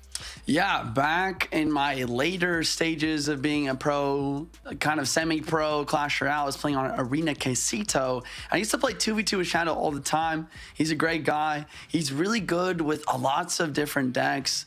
Golem, we could see some Evil Knight Golem come out from him today. Maybe even some Sparky, maybe even a bit of Cycle here and there. You can kind of play it all. Igor, definitely a little bit more in the limelight in Clash Royale history. Like you said, former world champ. But I know Shadow's been grinding and practicing a lot recently. And Vitor is kind of a hit or miss situation. So I feel like this could really go either way. So here we go. Igor, aka Hazard, on the top of your screen, Shadow at the bottom. And you mentioned Shadow's proclivity towards Golem, and no big surprises as he is a part of the Romanian squad in international competition, which would put him alongside very famous Golem player Royale, who was one of the top Golem players of his era. Shadow, of course, a very different career overall, but talk to me a bit about you also being a beatdown player known for Electro Giant, about some of the things Shadow does well as a Golem player. Honestly, Shadow's Golem play that I saw, especially in one of his tournaments that he won earlier this year, I saw a lot of good control. Yeah, so basically, you know, he does a really good job of controlling the match and then going for Golem at the right time. That's what I've seen him do really well with Golem. It's not like a big beatdown with, you know, Lumberjack, E-bars. It's just chipping away throughout the match and having good defense. And here we go. Big graveyard connection early on does force out arrows as the Skeleton Dragons go the opposite direction. So Shadow running a very interesting variation of 6 Loon with the Royal Recruits and the Balloon. No Lumberjack in this version. And Igor with another interesting version of Graveyard Freeze. Fascinating stuff here. Yeah, I mean, this is what happens in the Evo meta. You see a lot of crazy stuff with Evo recruits getting added to decks that you really wouldn't usually see. Monk recruits, that is a combo I've almost never seen, but Hazard having Graveyard, pulling in the Executioner and the Bowler to counter these recruits decks. But maybe that's why the Monk is in this variation. Maybe he wants to try to deflect his Bowler. Speaking of Bowler, though, look at it as it snipes his tower through the Fisherman, taking down a 39-4 already. Are you kidding me? And Shadow gonna have to find some sort of magic here as he has now found himself in a brutal hole and gonna set up really low and just split the E-Wiz damage. And no big spell here for Igor, but also Bowler Executioner. What am I seeing? Bowler Exy, and here comes a spam on the right hand side, but Hazard, Igor, he has so much defense versus the Balloon here. I just don't see any way of a comeback. I don't see what this is. Like, what are we looking at? This 6 Loon deck is already kind of crazy for not having the Lumberjack in there. And then Igor, how many times outside of not even mid-ladder, like low ladder, have you seen Bowler Exy together in the same 8-card deck? It seems like a thing someone thought might be cool and then they did it. That's a great way to explain it. I mean, the only reason you would ever put both of those cards in the same deck is if you're trying to snipe recruits. And he did just that. He was able to get the snipe here. Bowler got so much value. Actually got good value versus the recruits, just shutting it down completely. Shadow just not really getting anything really going for him here. You know, he has the Mother Witch for the Graveyard. He has the Monk to try and deflect the Boulder in the Eggsy. But, I mean, with a freeze on top of that, the Phoenix for the Balloon, there wasn't a lot of potential to be able to win this match. Well, Shadow in this competition so far leaned very heavily on the recruits and the Evo Barbs. So looks like Igor getting a good read here in this one and going, hey, if you're playing recruits and Evo Barbs, those are your two main things, well, then I'm going to go ahead and exactly what you said, just absolutely one of the most brutal snipes I think I've seen as a caster. Yeah, I mean, Eggsy plus Boulder is wild. We're hopping the second match. Maybe it's not going to be as crazy as the first one. We see a little bit more standard stuff. We have a Evo Knight, got a Bandit, probably Bridge Spam. And we have Igor going to his bread and butter. You know, Mortar Spam. That is the deck that he's best at. Going to be very difficult for Shadow to win this, but he's got the Mega Knight. Maybe I was wrong. Maybe this is going to be another crazy deck from Shadow. He's got Mega Knight, Rage, Evo Knight. He's got an Ewiz and a Bandit. A crazy Bridge Spam variation here. Mega Knight will take a lot of damage here. I don't believe it's going to get a leap actually onto tower, and it should die in midair. There it goes. Oof. Almost made me look very silly. And the damage comes opposite direction. Slight lead for Igor, who will keep the pressure on with these spears. Yep, Spear Goblins forcing out the Knight there. And we have Igor with Evo Recruits in this minor spam deck. Gonna be applying a lot of pressure. He cycles them back. He wants to get the Evo version and cycle as quickly as possible. But Shadow does have that Mega Knight. Mega Knight, one of the best ways to counter the recruits and the Evo recruits. On one lane anyways, you always gotta watch out about the other lane as well, and that's what's happening here. He gets Mega Knight on the right side, but now he's got the recruits and the Spear Goblin on the left with the Ewiz being dead. He's low in Elixir, and this is getting so much chip. That's beyond chip. That is absolutely insane how much value all of that got here. Spears, get erased by the Rage. Will it land? And it does. Kaboom. This is an absolute slobber knocker of a matchup between these two. What is that word? Slobber knocker. I gotta use that in the future. It's a boxing fight game term for when two fighters just decide to hit each other as hard as they can and see who drops first. That's exactly what's happening here, especially with this Mortar Lock.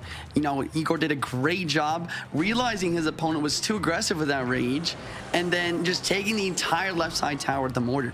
Shadow needs to make this push happen now, and he needs to break through. He's got the Fireball for Skelly Drags. He has the Mega Knight, but is it going to be enough to break through these Evo recruits?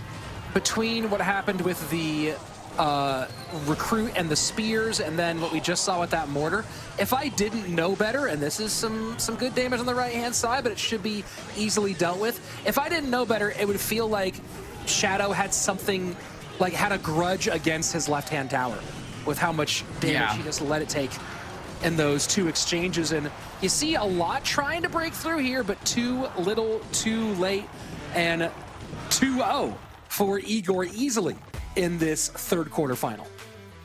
GG's. I mean, that was a weird set of Clash Royale for sure. I mean, we saw that first round, and then just the weirdest decks of all time. And then the second game, you know, Shadow a little bit more standard with his deck, you know, decent matchup, but like you said, you know, maybe a bit of a mistake here and there, or maybe just too aggressive. He wasn't able to defend. He kind of let it go, and he wasn't able to break through in time. And we saw just some good damage sneak its way in on the backhand side. And you see maybe part of the problem here, Juicy, there's not a single really phenomenal target for that Inferno Dragon. So it's just sitting there in the hand of Shadow. Really, I mean, you look at this, right? It's not going to go for the minor. It's not going to, then you have recruits, skeleton dragons, gang, and spears. None of those are a good place for that dragon. So definitely must have handcuffed Shadow a bit there in terms of cycle. And you do that against Igor, you're going to be in a lot of trouble. Absolutely. You would love to see a baby dragon or some sort of splash damage in that section there. We saw how Igor dealt with his opponent's recruits with the Boulder plus Eggsy. You're just doubling down on splash, but you know, the Mega Knight is not enough on its own. We saw that he was really struggle on the left side when he used the Mega Knight on the right to defend the recruits, and that wasn't even the Evo version. I mean, you need some sort of splash damage in this recruits meta because it is the best evolution right now. Well, let's take a look at the bracket update to see where these players have gone. Igor has found himself in our final four, and you talk about the big names here. The only big name still available out of our remaining 5 players, Alan, Luque, Lopez, and Jors coming up next. Sub and Titan both would love to get one more massive feather in their cap. And, the question now, Juicy, is do they hope that Igor makes it through and they're getting a chance to take him out in the grand final? Or do they want one of the lesser-known players to be the one who they face for that grand prize? If I'm the player, you don't want to play against Igor, right? You don't want to play against a former world champion, one of the best mortar players in the entire world. You want to be playing against one of the lesser-known players. But at the same time, that's all we've been seeing today. We've seen these lesser-known players getting these crazy upsets versus these veterans. So maybe that's what's going to happen in this upcoming match versus Igor. But before that, we do have to watch that match of Jors and his opponent. That is going to be what determines who's Igor's opponent will be. And that will be our final matchup, our last quarterfinal matchup coming towards you in just a moment here. This is going to be an absolutely interesting one because we have 2 players here that most people don't have a lot of experience with, between Alan, Luque, Lopez, and Jors on the other side of things. Juicy, I'm curious, have you had much interaction with either of these 2 players? Alan, completely no idea on him, honestly. But with Jors, I've seen his name a little bit. I'm sure I've played him on ladder. But there's not much info on him. I'm excited to see what we see deck picks wise from these players. Both not as known. Maybe we're gonna see some more crazy recruits, balloon, or I don't know, even Eggsy bowler graveyard. This is it's crazy how the evil meta has shifted us in a direction where you never know what to expect deck picks wise. Jors did make some attempts at CRL this year. His best performance, getting 7 wins in the Swiss bracket stage, our qualifier stage, which you typically needed 8 wins to go ahead and go through to the group stage after that. So falling just short, but does have a top 100 finish and a couple top 200 finishes overall in his ranked performance over the last couple of years. And before that, had never cracked the top 1,000 on ladder, Juicy. Yes, sir. We have a mix-up match here. Arden Toas. That's hilarious. It is Arden Toas. That's who. So Alan is Arden Toas. Arden Toas, one of the world finalists this year. So George. You know what? I gotta take a break, Juicy. I can't handle these name switches. Minnie, you get in here and you cast this one. Okay. Welcome, Minnie. For days. Arden versus George, Juicy. Well, now that we know who was behind the mask, well, it's like an episode of The Masked Singer. It's like an episode of The Masked Singer going on over here. Replay the matchup between Faust and Sub here. Yep. Rematch and matchup here. We have Graveyard with the Evil Bowler. And the Jors with the Minor Poison deck. A bit of some damage on both sides of the equation. Arden told us up a lot of damage here. He just decides to go for the Ice Wisdom back, though. Yep, very solid start here for Jors. We saw the same thing carry out in the match of Sub versus Faust. Minor taking the win, but it got a lot closer in double versus triple. And Arden Toas, obviously being a world finalist himself, knowing how to play the matchup. Jors is one of those up-and-coming players. I remember he used to be one of the main TikTokers around a year or two ago, but he's really taken his contacts and made a name for himself in the semi-pro scene. Really gotten a lot more involved, and just like we see him now, just playing as Arden Toas, somebody who he would be making TikToks with. Interesting. I mean, thank you so much for the info on Jors here. We do see him take a bit of a lead here, kind of maybe looking to get an upset. Once again, this has been the tournament of upsets so far. And if he can beat Ardent-Toas, that would definitely be another one. Here comes a big push, though. Baby Dragon does kill the Spear Goblins. Poison, trying to kill this Graveyard, but this is the situation that we always talk about in this matchup. You know, you poison the Graveyard, and it makes it so these boulders and these Baby Dragons are a threat. He tries to get the NATO to lock on the tower with that Knight, but once again, the Knight or the Miner behind the boulder, preventing that NATO is so important. That's exactly what happened here. Yep, that push did work out for Ardent-Toas. So we had that interaction happen where Jor's poisoned the Graveyard, but the tower is still locking on to those Graveyard Skeletons, so he's not getting what he wants out of it. Log does take out the Ice Wizard, which is huge, really taking out a threat of a Graveyard behind that Knight and Ice Wizard over there. Baby Dragon loading up on the left-hand side. If this Baby Dragon doesn't cross rivers, push could be potentially a lot better for Ardent-Toas, and there we go. That sets up a lot more pressure for the next time around for one that can get around to crossing the river. However, this is Graveyard on the right-hand side. Graveyard on the right side, always picked up by the poison. Another Baby Dragon on the board. NATO is actually forcing the wall breakers. We see the Baby Dragon on the left, will lock in the tower. Freeze on the right with the Ice Wiz Inferno Dragon. Spear Goblins do take out that Inferno with the one kind of set of shots there. Baby Dragon is picked up, but now this game is a lot closer than it was just a few seconds ago. Yep, just like that. 1, 2, 3. Great miner there from Jors. And that's going to cause a connection. That's what we love to see. That was absolutely sensational there from Jors. Evo Knight going to take out the Ice Wizard Network on the Evo Knight of Ardent-Toas. Spear Goblins here from behind the tower to take out here. He decides to go on the offense. Ooh. That was close. That was close. Well, poison going to drop. And it's going to take the tower down to about 500, 400 HP. Ardent needs that to make something happen. He knows he needs to. He goes for the double dragon, but here comes the miner getting a lot of chip. He needs to get the Graveyard down. He goes to the boulder, bomb tower up top to try and block. 30 seconds on the clock. Miner towards the tower. Graveyard gets poisoned out. Tornado pulls that away. Will that bat lock in the tower though, Mini? And it does. Great. Poison rains. Poison does 224 at tournament standard. Bowler does lock onto the tower. However, watch out for the Baby Dragon. Gets pulled to the middle. Are there wall breakers to distract get started? And that poison is taken away at that tower. And Jors takes game 1 against Alan Luque Lopez. Yes, it's you, Ardent-Toas. He deserved to lose that game for that name. Wow. And another upset. Okay.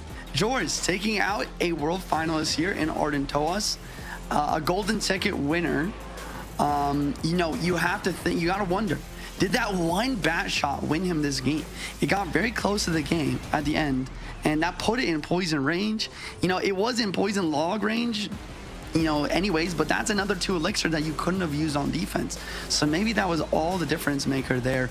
Either way, fantastic match from both players, and we see this miner poison deck to come out on top versus the Graveyard once again.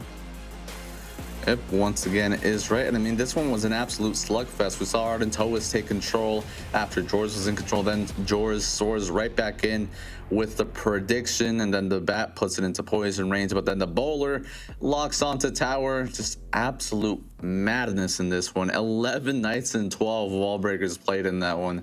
That's a lot of wall breakers. Yeah, I mean, that's a lot of wall breakers for sure. That is not out of the ordinary, though. Wall breaker is so good, applying so much pressure only to elixir. But that many Knights, 11 Knights, that's only something you see after the Evo Knight meta has begun. It's all about cycling as many Knights as you can and trying to get as many Evo Knights on the board. We see them get so much value, tanking for almost infinite amounts of times. He uses that Evo Knight to just tank those bowlers and the Baby Dragons and allow his towers, his Spear Goblins, and his bats to be able to take down those big pushes. Great plays from George there. I don't know if he could have played it better. That was some good stuff for sure. Yep, and now for game 2, we'll see what our rising star, Alan Luque Lopez, will bring out for this game 2 following the game 1 loss with the Graveyard deck. Jorah is going with Bridge Spam against Recruits, and we saw Bridge Spam versus Recruits already with Sub versus Smo. Sub did a great job of dealing with Recruits for the majority of the game. The difference was Mo had Recruits with Graveyard, but looks like Ardent-Toas might have Ram Rider with this. I mean, I'm hoping. Oh, it is. I think it is Ram Rider. That was a great call by you there. But I was hoping that it was like the troll deck that I've been using. But it looks like we have a Bridge Fam mirror matchup. Evo Recruits versus the Evo Barbs. Huge was on the right side. Barb Barrel plus Fireball gonna clean that up. And a misclicked Magic Archer from Jors. And that lets him ignore the Magic Archer completely. And that's a fully raged Ram Rider on tower. That's just, I mean, it's just one of those things, right? Like the Magic Archer, perfect. Your finger just slips in the last second. It's just what happens. Yeah, Magic Archer just not able to get the chip that you want. He calls the oops, and then Arden, like you said, just taking full advantage of the situation, going in, realizing Jordan is, number one, super low on elixir, but number two, not even having the Barbarians in cycle for that push. Huge damage lead. You know, it's not impossible for George to come back, but it's going to be very difficult, especially with these Evo Recruits. Yeah, here I'm expecting some Barbs to come down. Looks like he may or may not play them. Hopefully now that he's got all the recruits clustered up, they'll come down. Yeah, there we go. But what about this Mother Witch, though? He doesn't have a big spell to deal with it. A lot of this time, this deck only has a log or only arrows, and this Mother Witch is just able to have free reign and defend absolutely everything. He's trying to break through the Mother Witch with sheer force. Valram does connect for a shot, but I'm not sure that's going to be enough to win this game, because here comes the Ram Rider. All he needs is one connection. Is the Barbs enough? No, it is not. And look at the push on the right-hand side as well. Yeah, that Mother Witch, as soon as it dropped there, you just kind of knew that it was over for Joris. I mean, when you have a bridge spam deck that relies on your troops getting to tower, and Ardent Toas can just anchor that Mother Witch and spawn pig after pig and create counter, especially dual lane pressure with the recruits at the bridge from that Mother Witch. It's not a good scenario to deal with at all. And I mean, a Magic Archer could possibly get you out of a difficult situation, but then he's got a quick fireball for that. So difficult matchup for Joris, but it did come down to that Magic Archer that opened the lane for this Ram Rider here. Yeah, the Magic Archer, you know, it gets taken out by Fireball a lot in a matchup like this as well. And it kind of comes down to just that small spell difference. And a lot of time, the spells matter a lot in these duels formatting, because you can only use every card once in the best of three. So if you used Fireball previously, then you're not going to be able to use it again. So you're trying to save certain spells for either future matches, or maybe you've already used them before. And that's why we see decks like this, where they just run arrows to maybe try and save an important spell in the future. But then we see cards like Mother Witch, Magic Archer, even Zappies get so much value. Absolutely. And I mean, now Ardent Toas has used a lot of heavy cards, looking like he's gonna go the cycle route here.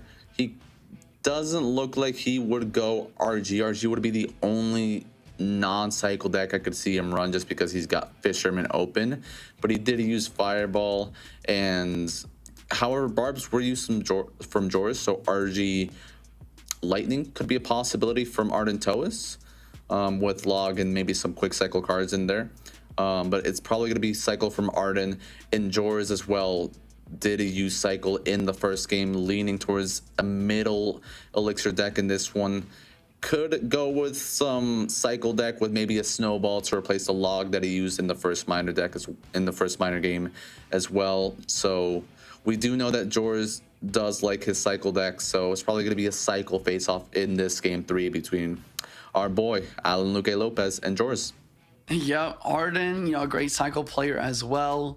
Would not be surprised to see maybe a Hoggy Q mirror matchup, even potentially. You gotta wonder, do we see Pigs EQ? We saw in the previous matches in the tournament that Pigs EQ, Faust, getting a lot of value with those pigs before he lagged out, versus in the mirror matchup with that bomb tower nerf kind of being a big proponent in the current meta. We see the recruits, we see the pigs becoming a lot more prevalent, as that bomb tower is not able to get as much value as it once did. Yeah, 100%. That bomb tower nerf we mentioned at the start of the show being significant in these players' deck choices and in the outcome of these games as well. And I mean, this game 3 is going to be a big part. Arden definitely got to be thinking about the building choice that George is going to make, because, oh, and here we go. Tesla going to be from George, and it looks like Arden is going to be leaning with RG Lightning. Looks like we were right with that assessment, and it looks like George might be going with Hog Snowball here. Oh, recruits, and wait, is he using recruits Hog Rider right now? Looks like it could be maybe recruits drill. I have no idea what this is. He's got recruits, he's got a tornado and a Tesla. So a recruits Evo cycle control deck. Arden, on the other hand, using Mega Knight. He's got the Mega Knight minor cycle type deck here.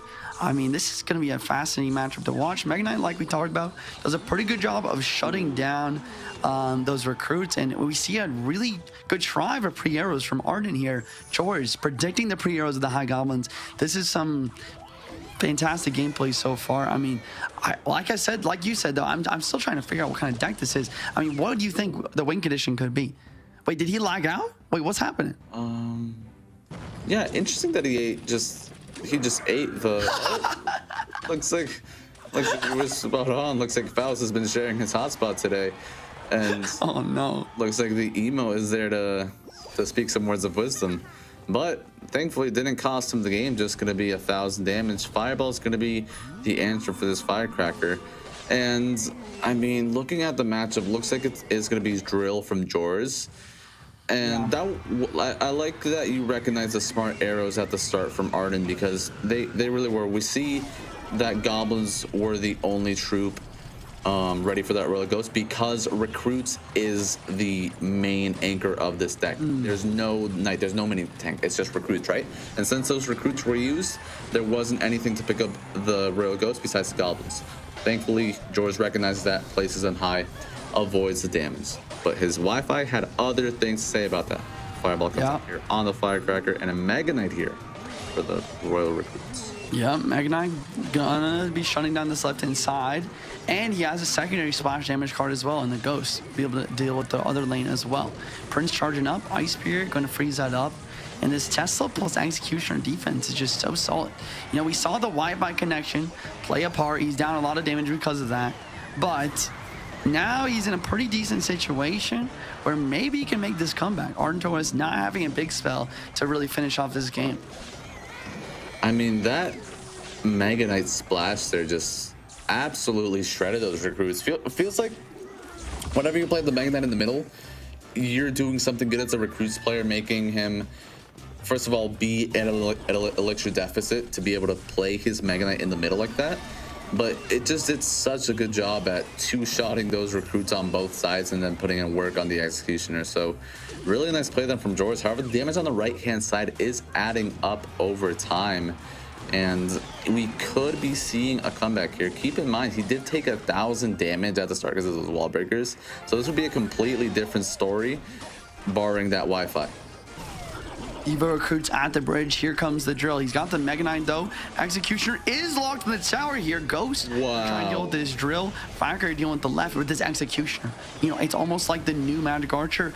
Somehow not hitting the tower anymore. It stopped mid-push from hitting. I mean, it must have got pushed a little bit, but some solid damage, and all of a sudden this is an almost tied game. Wow. Prince does just barely get stopped from making it to the tower.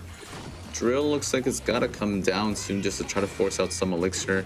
Executioner's got to get some support with something to take care of this. And this Tesla, like, Ardento's doing a great job of just forcing out elixir at the wrong place for George, making it super difficult to allocate elixir in the proper place. Mega Knight used in the middle here. This opens the door up for this drill. Great tornado there, but there's Prince to pick up the drill. Watch out for the XC on the left, though. It does line up on the tower. Wow, that's a lot of damage.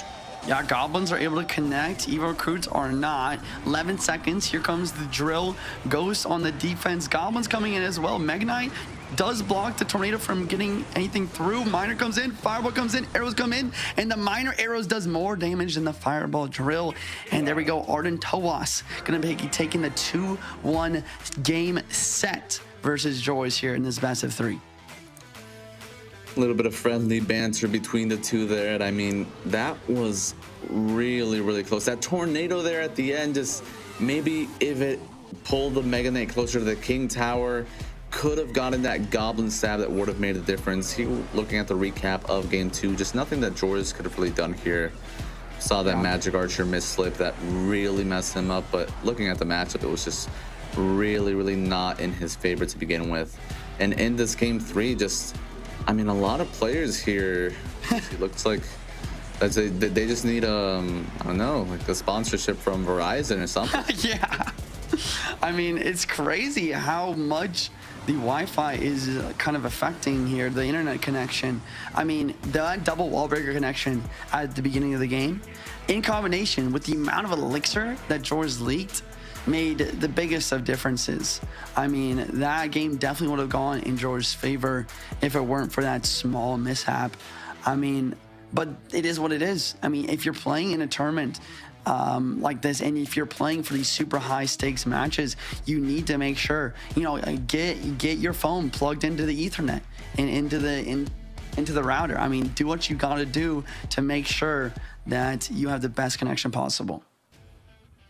Yeah, I mean, the game's a game. I can relate to having that unsteady Wi-Fi, and it's really not the best way to go, but unfortunately, it is gonna be the way that George drops out here today. And looking at our top 4, we have a stacked lineup here, Juicy. It's going to be Sub and Titan at the top, and Igor versus Arden Toas. Just super stacked top 4 here. Absolutely. Arden Toas, Igor, both world finalists. Arden, a little bit, maybe have a slight advantage as being a little bit more up to date. Sub versus Titan. You know, Sub, we've seen him play fantastically so far today. He beat Faust, he beat Muhammad Light, and he's looking to get that 3-for-3 into the and make it into the grand finals.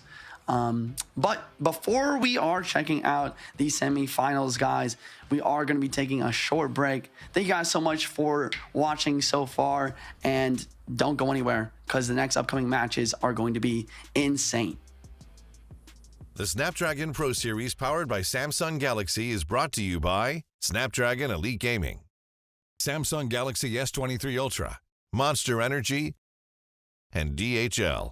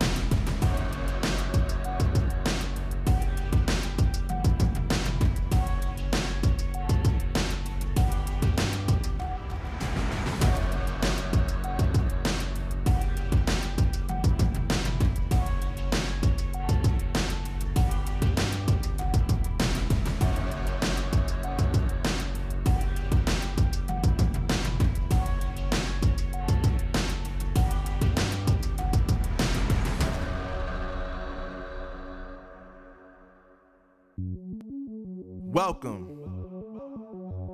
to the place where dreams come true. Where everything you want can be yours. If and only if you're willing to work for them. You're willing to hurt for them. But most of all, you're willing to be first for them. Ha! Look, I'm going straight to the top. I don't know how I would stop, like it or not. I got some goals that I'm hitting. You hear what I'm spitting, it's hot. Look what I got, whole lot of passion and pain. The road to success is insane. Stay out my lane, cause I'm on a mission. Welcome back. We have made it all the way to our semifinals at the Snapdragon Pro Series, powered by Samsung Galaxy 1v1 Duels Open Final. And our first semi is an absolute banger, especially given how these two have performed today. On one side, we have Sub, who went through Mohamed Light in our opening round. And on the other side, we have Titan, who put up a phenomenal performance, really great deck picking and solid gameplay against Vitor to get him here. Mini, this is going to be, I think, a very even match on paper. They've both had great moments today. Who do you give the edge to in this first semifinal? I mean, it's a clash of the aspiring players. Both these players, just like we've mentioned, have what it takes to compete with the best of the best on any given day. I'm going to have to rock with Sub just because I've been going with him since that first set against Mo Light. And he's been taking out 2 world finalists up until now.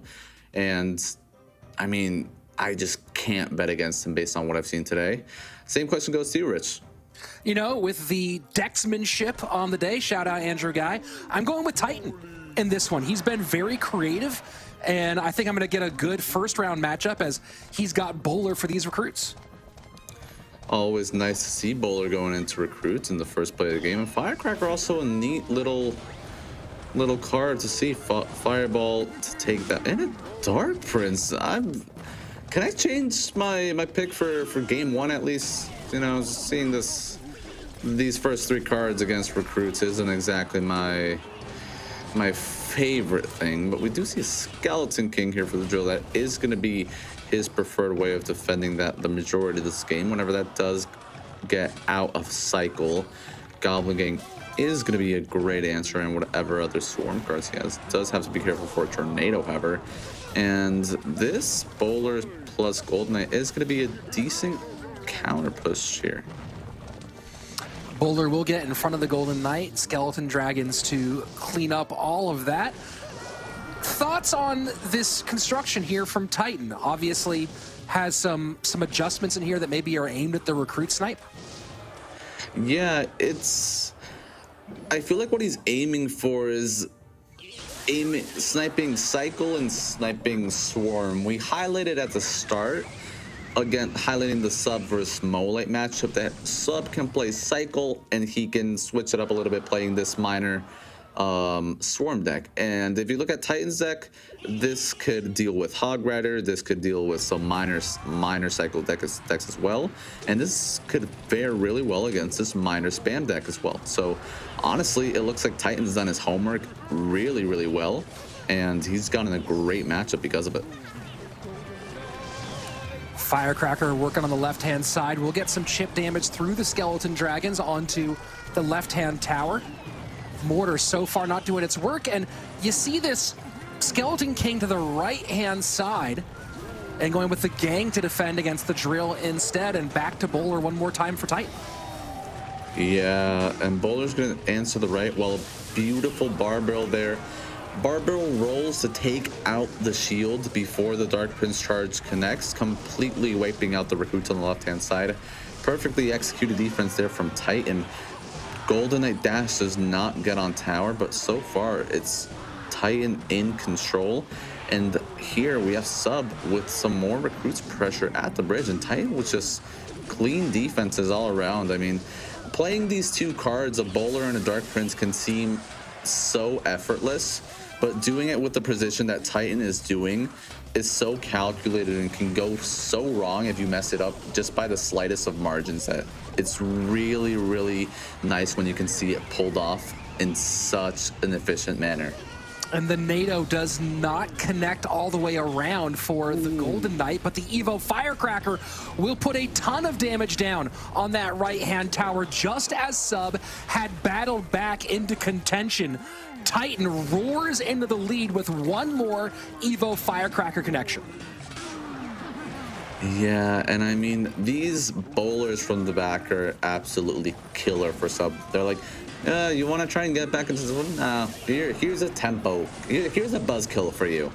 You're not going to do anything against this because he can't punish the other lane if he try. He can't recruits because the recruits, that's essentially a waste of 3.5 elixir, and the other 3.5 is going to dealt with easily.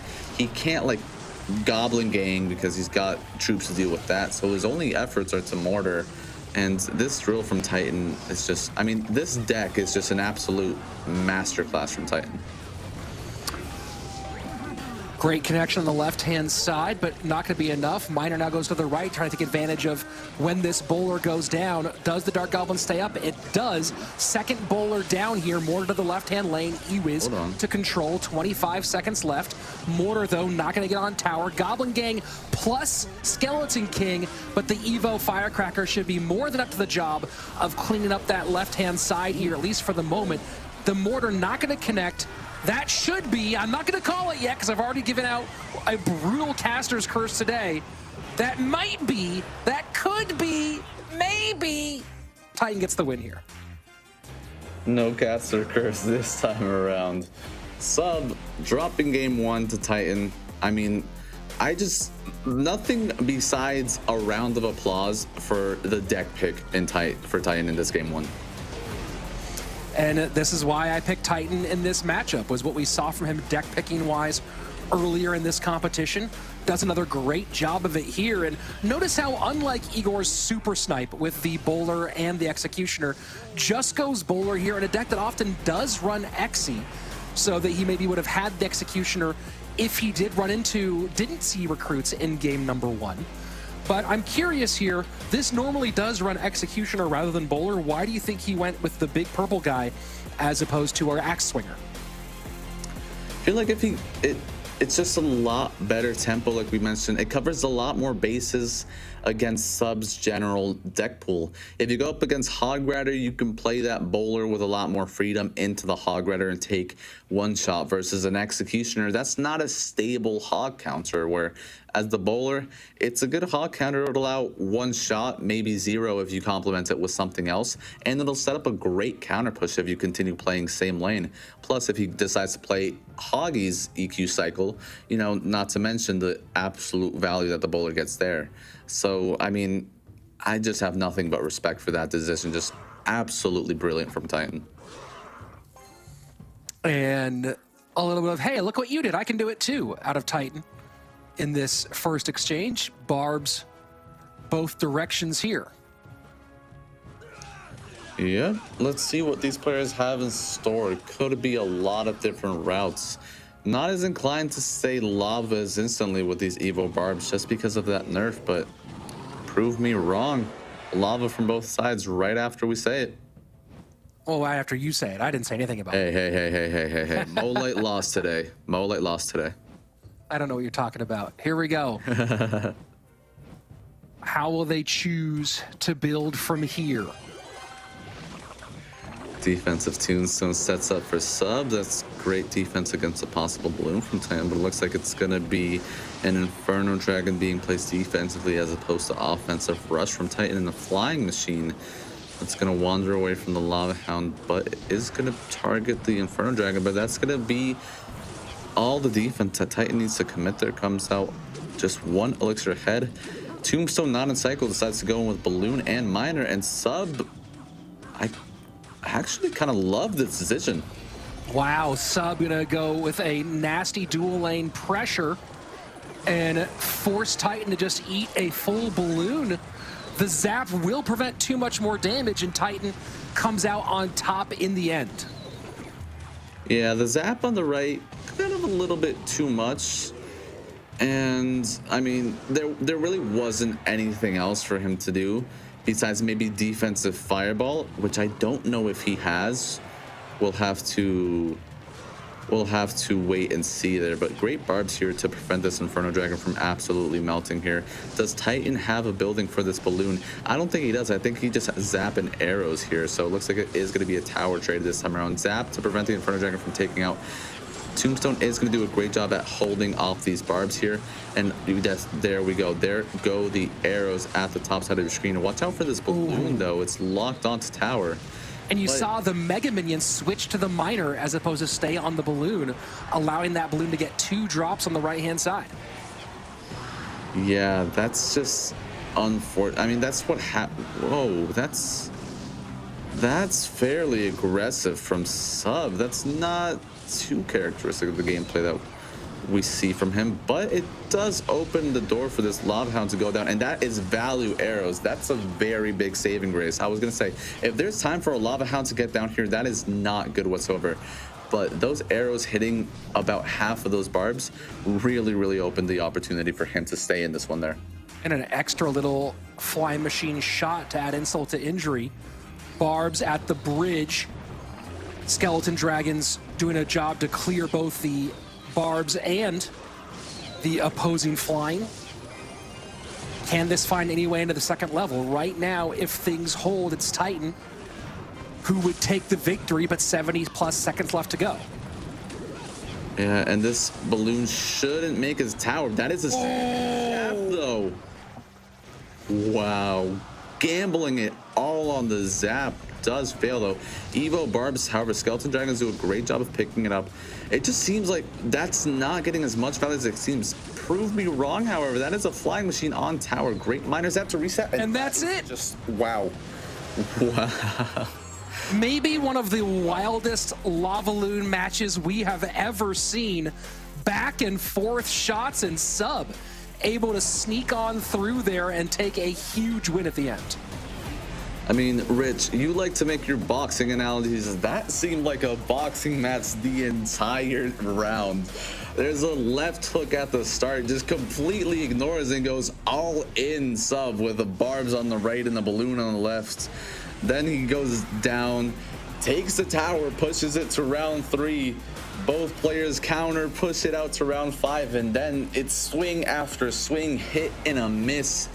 And at the end of the day, it's Sub taking it with his last-second balloon shot. Wow. And we are getting replays from both of our first 2 games, but we still have a game 3 coming up between these two. And let's think a little bit about what's out here. Miner, NATO, Barb Barrel Arrow Zap out for Titan, whereas Spellwise Sub has played the Fireball Arrows and Zap. So lots more available spell-wise. And when you're kind of looking at the defensive tools remaining for Titan here, Mini, we see he's already played the Bowler, this drill deck he played in game number 1, the Bowler Ewiz deck, doesn't feel like it interacts with much that you're usually concerned about. I mean, I really feel like his deck 1 pick asserted exactly what it intended. In this game too, if you think about it, Sub usually plays a lot of cycle. It was actually a very smart pick as well. I love the deck pick behind Sub to go Lava, which we haven't seen from him at all today. And he ended up winning almost a mirror. He did have that flying machine difference from the Skeleton Dragons that made a couple of differences here and there. But now both of these players have pulled out decks that we haven't expected from them, but there's nowhere to run now. You've played your beatdowns, you've played your off meta, you've played your recruits, you've played your bowler, your tornadoes. Now both of these players are going to go with their comfort, their nitty gritty, and I'm excited to see this game come down to good plays, good decisions, and these players' best decks. So Fireball Arrows both out on the side of Sub, not to mention the Zap as well. Thoughts on seeing something with Mother Witch out of Titan? He's used Mother Witch a lot today to quite a bit of success. It feels like maybe even that Goblin Giant Sparky deck might be a move for him. Could possibly be. He does have to play a little bit with, is Sub the cycle player I want to play Sparky? He used it against Vitor and got a good matchup just because he went up against Bats. Looks like he is going to be going Cycle versus whatever Sub is running. Maybe Sub could be going RG here, leaking at the start, but it does opt to log here. Looks like it's going to be RG from Titan. And let's see, Knight could be Hog and or a possible Maya. Then we see the RG in the back from Titan and possibly a Remy or a Drill deck here. Sub did already, he did play Miner earlier on, so not going to be a Miner deck here. Looks like it's going to be Drill NATO. And that's a smart bomb tower. RG's not going to get anywhere here. And Magic Archer, very, very healthy. And Titan gonna try to meet this at the bridge and goes Evo RG opposite direction. No bomb tower in cycle, NATO to pull back. That's one of the dangers about this quick cycle RG deck. I mean, it's Skeleton's Spirit, and he hasn't even cycled the 2 Elixir spell, which is crucial to the cycle. He just really relies on outcycling that bomb tower, but Sub, really smart Tornado to buy himself time and getting back to that bomb tower to prevent that early single Elixir RG damage that we've seen swing matchups the wrong way. Sub has the ability to defend, but Hog Rider. And what an interesting Hog deck here with Fisherman out of cycle. Big drop required. And no lineup here for this Magic Archer out of Sub. Slight miscalculation there. Wanted to line up with the Ghost, but it did go dark, and this isn't going to end up being a King Tower activation, but is just going to be good defense from Titan avoiding that lineup. I really just do like the innovation here from Sub, though. I mean, cycle with Hog, it kind of gives me Annabelle vibes, just playing Tornado Magic Archer with Hog Rider, just weird Annabelle Tornado decks. And does he get the Fisherman for the King Tower activation? Titan will, so now King Tower's in the mix in both directions. Spell-wise, Titan probably has Lightning here, as we have not seen a Fireball yet. You think you would have seen it by this point, and NATO's all that together, but this Royal Giant redirected. Here's the problem, though, Minnie, is, and there you go, there comes the Lightning. We're seeing a lot of really big defenses that are stopping these Royal Giant pushes, but every time Sub is having to spend so much to make it happen. Yeah, this RG deck is too. Watch out for a Magic Archer lineup here. Yes, no, maybe he's holding off. Maybe he held off so late there, and that Tornado just one tile too far to the right. That could have been a lot more damage if he just placed that one tile more to the left. But that's a super threatening thing about this RG deck. It's got the capability to defend this Hog fairly cheaply, and it's so threatening on the offense because your Knight can get pulled, your Magic Archer and Bomb Tower are always a potential target for that Lightning. So you really have to be super careful, and that's a very smart Lightning there. It's going to force out Elixir on the left-hand side, either in Skeletons or this Bomb Tower is just going to go down, and just to see how Sub is going to defend this. Log, NATO is there. A little shot from the Evo Knight on the right-hand side to get some more damage, but this evolved Royal Giant. Wow, great retarget there by Sub, doing everything to keep damage off his tower at the moment. Just a slight lead for Sub, courtesy of that last log, but using that log for chip right now is a very interesting choice when you have these Royal Giants coming down the line. Yeah, and I mean, it's all a mind game here. It just feels like he's holding off at one point. Ooh, what a smart NATO. That's so much damage, and it protects the Magic Archer as well. So it looks like he's got to spend more Elixir to defend it. But still going to be behind here, so it's all about this Hog. Fisherman played tight. The NATO gets the lineup. That is a huge swing. Just like that, suddenly, and another shot comes in as well. 1478 to 1764. It's just straight up lightning cycle by Titan. Is this Fisherman going to lock onto the Hog? No, he's going to block it. And the lineup. Sub. What a play! Absolute thievery. Check your pockets, Titan. What a day out of Sub, who moves on to our grand final after continuing to defy expectations. Wow. I mean, First of all, the deck was bizarre, and I think the gameplay was even more bizarre. I mean, just great recognition of there not being a fireball and any real answer for that Magic Archer at the bridge. He had to pull off some insane defenses in order to get the offensive tempo that he wanted. And once he was able to get some simple hog Magic Archers and get enough elixir for tornadoes, he was able to put Titan in such complicated positions on defense. That was just beautiful to see from Sub. That's what we love to see. And that was just beautiful gameplay. And I mean, that was just a wonderful deck. That, you know, wonderful deck is certainly a way to describe it. You know, you have a lot of good pieces for defending Royal Giants, right?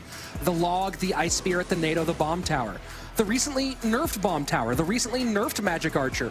And you saw some of these lineups here. Titan just maybe wasn't prepared to defend Hog against a NATO Magic Archer deck with this Fisherman. And I really have to wonder, I don't know if Sub's working on his own or working with somebody, but this feels like they were prepared to take on a Royal Giant Fisherman deck. I mean, you think about it, and I was kind of thinking about it at the start when he would play those Hogs. What if he plays a Tornado to maybe pull that Fisherman away from activating against the King Tower? The Tornado could be a very useful offensive tool, but it wasn't until double and triple elixir that we saw that Tornado be used on offense, and boy, was it critical every time that it was used. Yeah, I mean, we saw a couple missteps with it earlier, but not enough to sink the ship. Let's look at what Sub's done so far, as he will be moving in to our grand final.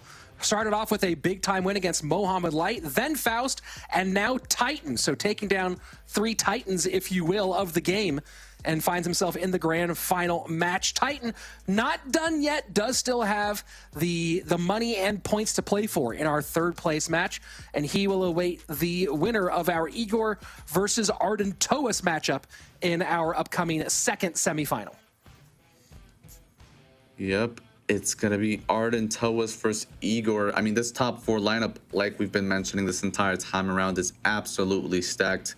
I mean, I'm just glad we get to see more Sub, because frankly, I can't get enough of that first round win against Molite. I mean, this is absolute. I mean, did I call that he would win against Molite against all odds? I'm pretty sure you picked Mohamed Light 100% to 0. Igor versus Arden Toas in our 2nd semifinals.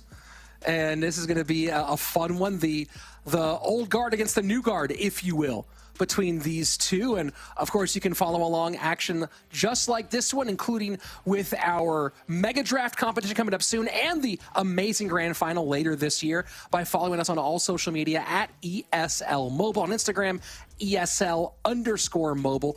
And of course, there's still more opportunities for you to get in on the action yourself, whether it be in Clash Royale or other games. Go to discord.gg/Snapdragon Pro Series to get involved yourself and take a shot at maybe being on this show next time, winning some money, winning some points, having a good time playing your favorite mobile games.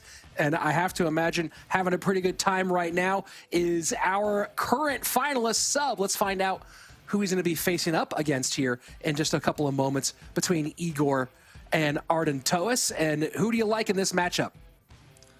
I mean, Arden Toas has shown some solid gameplay. Igor just going up against Shadow, that was one of the more fun matchups that I've seen today. It was an absolute, just like you said, just slugfest. Both players just seeming like they don't really care how much damage they take. They're just going all out, just completely hammering each other.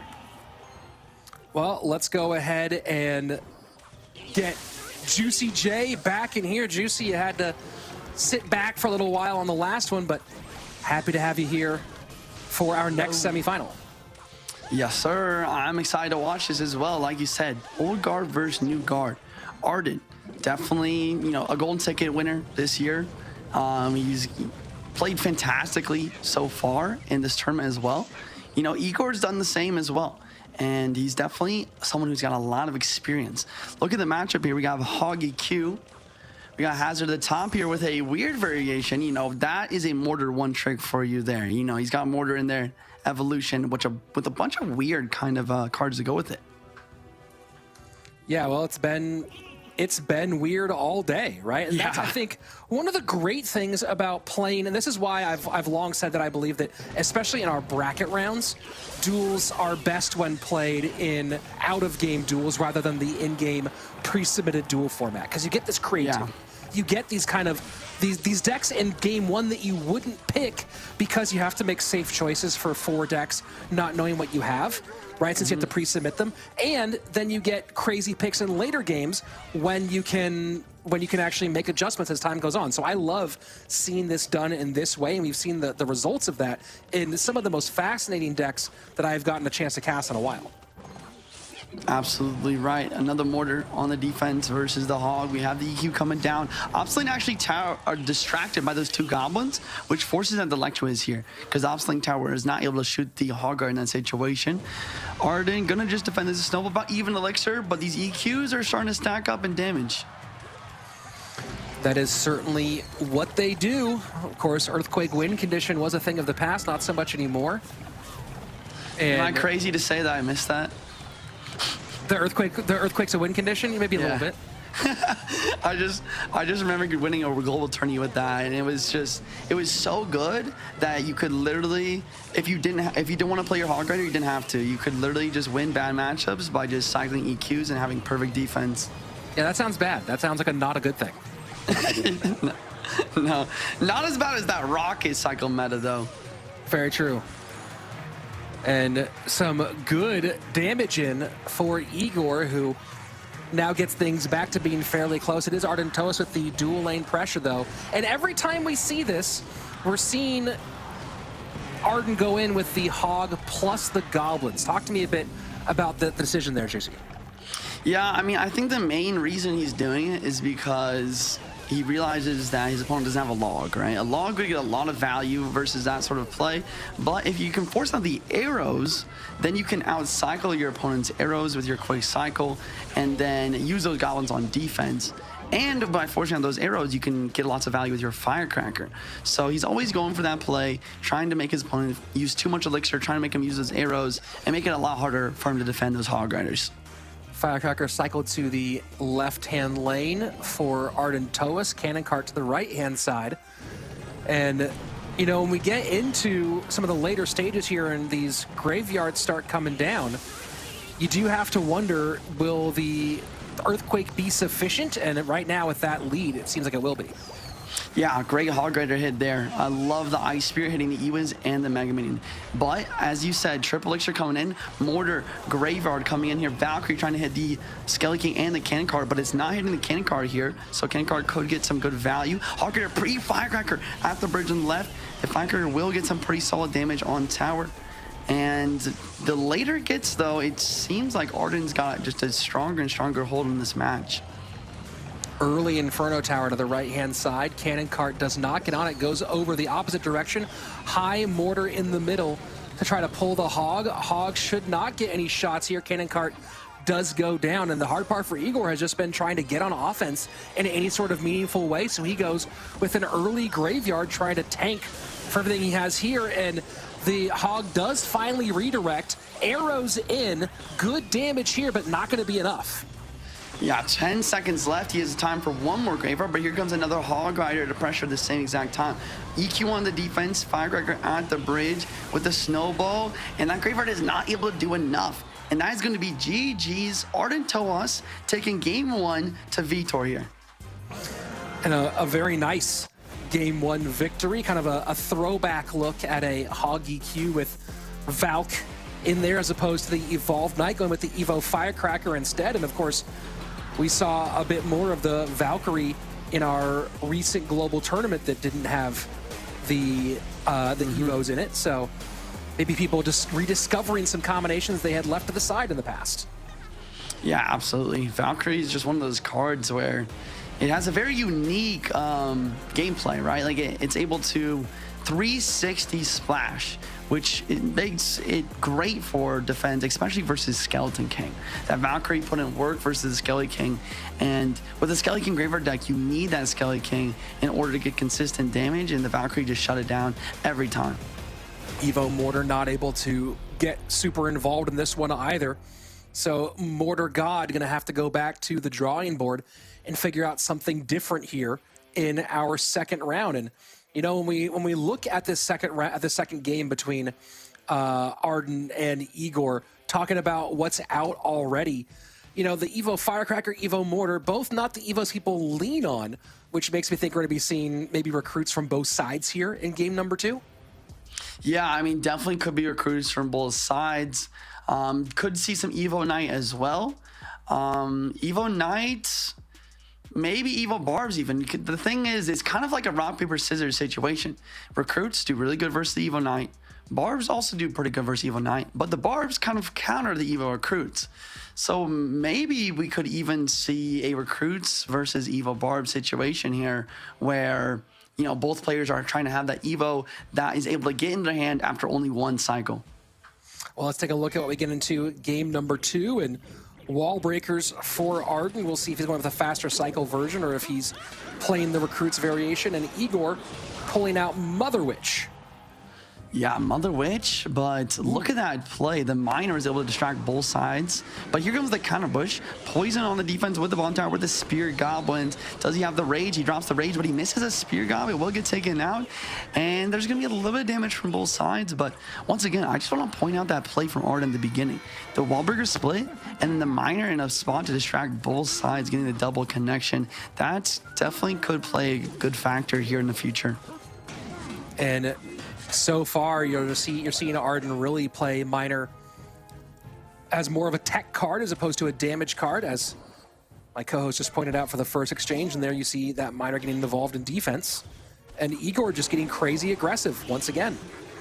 Yeah, this is something you'll see a lot with this Goblin Giant deck. Is just play cards at the bridge, run your opponent thin on Elixir, and there you go, Goblin Giant. Getting those Spear Goblins locked in the tower. And when they're locked, they do the work. Look how much damage those Spear Goblins are doing.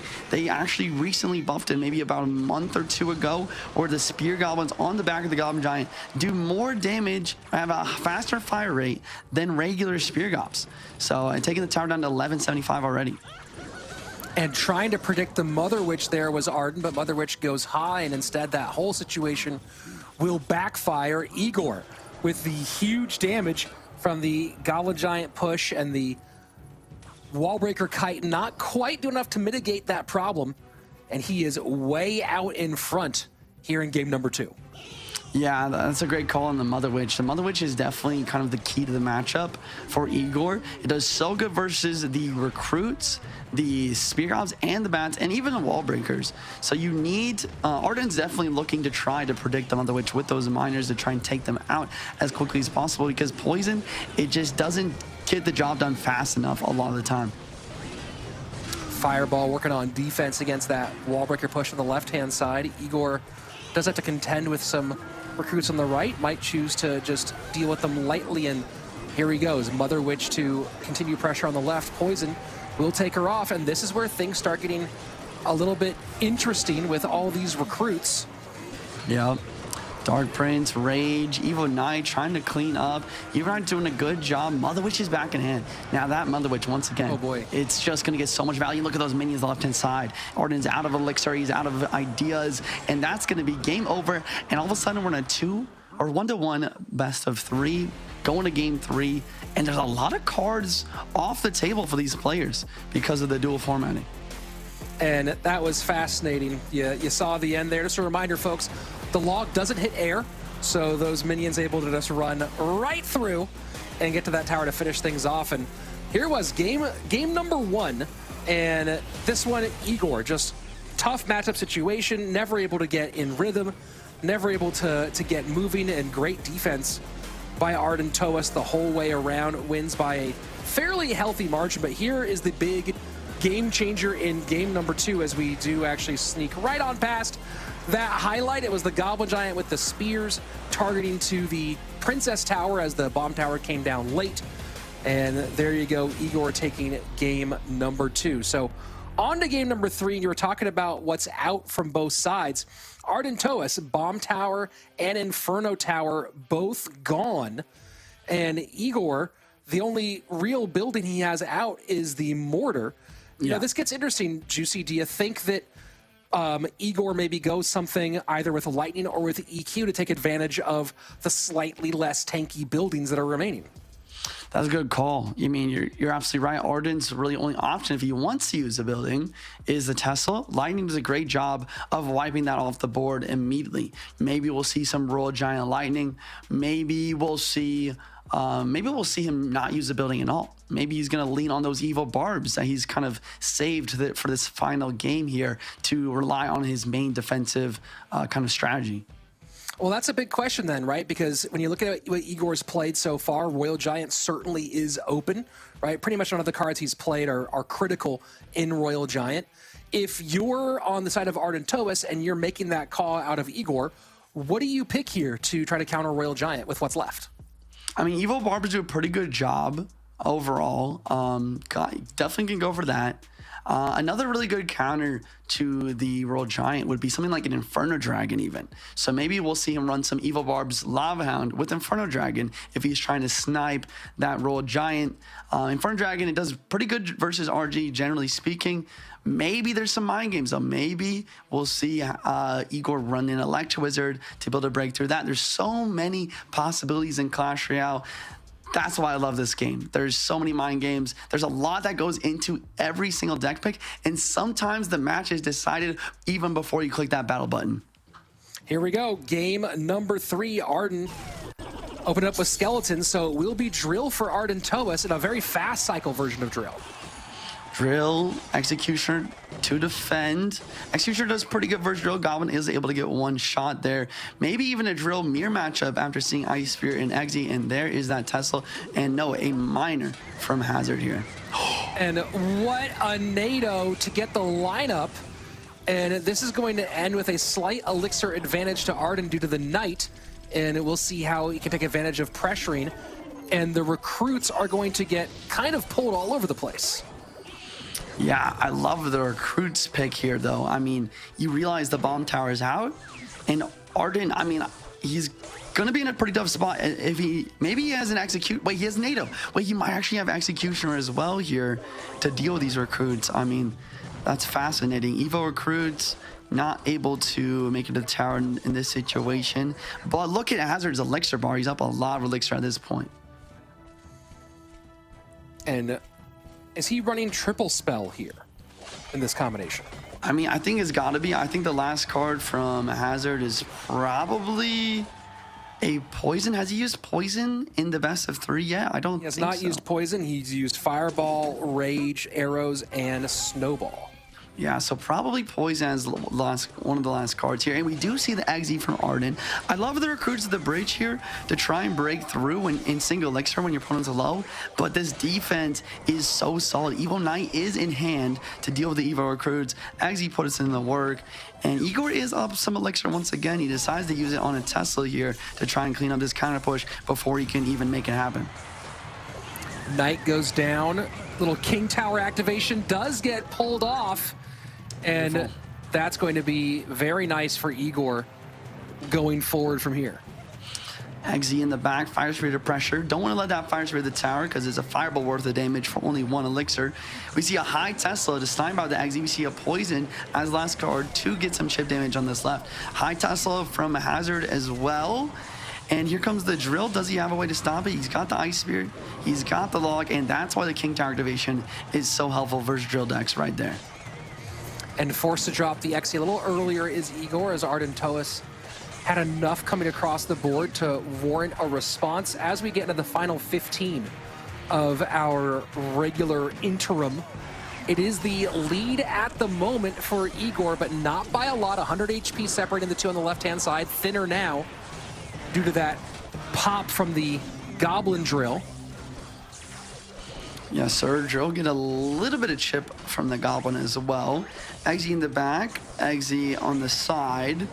Both players kind of having a hard time breaking through. I love Arden's pressure, though. Always using that Evo 9 cycle. He's really making the plays he needs to. But look at this Evo Recruit's bridge, and Arden's kind of low in elixir, and he does not have the Exy cycle.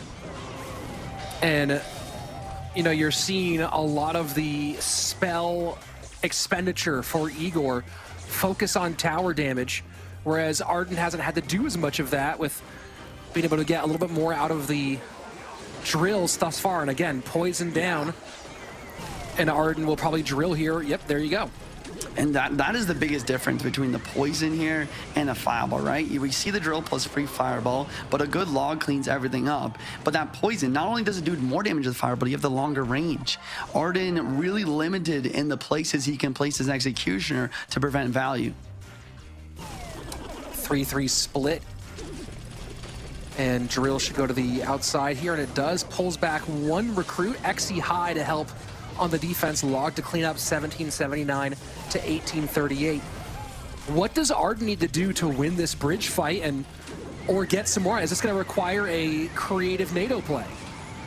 Yeah, I mean, I think you're absolutely right. I think he needs to try and get a really crazy NATO to get a couple goblin stabs if he wants to win this.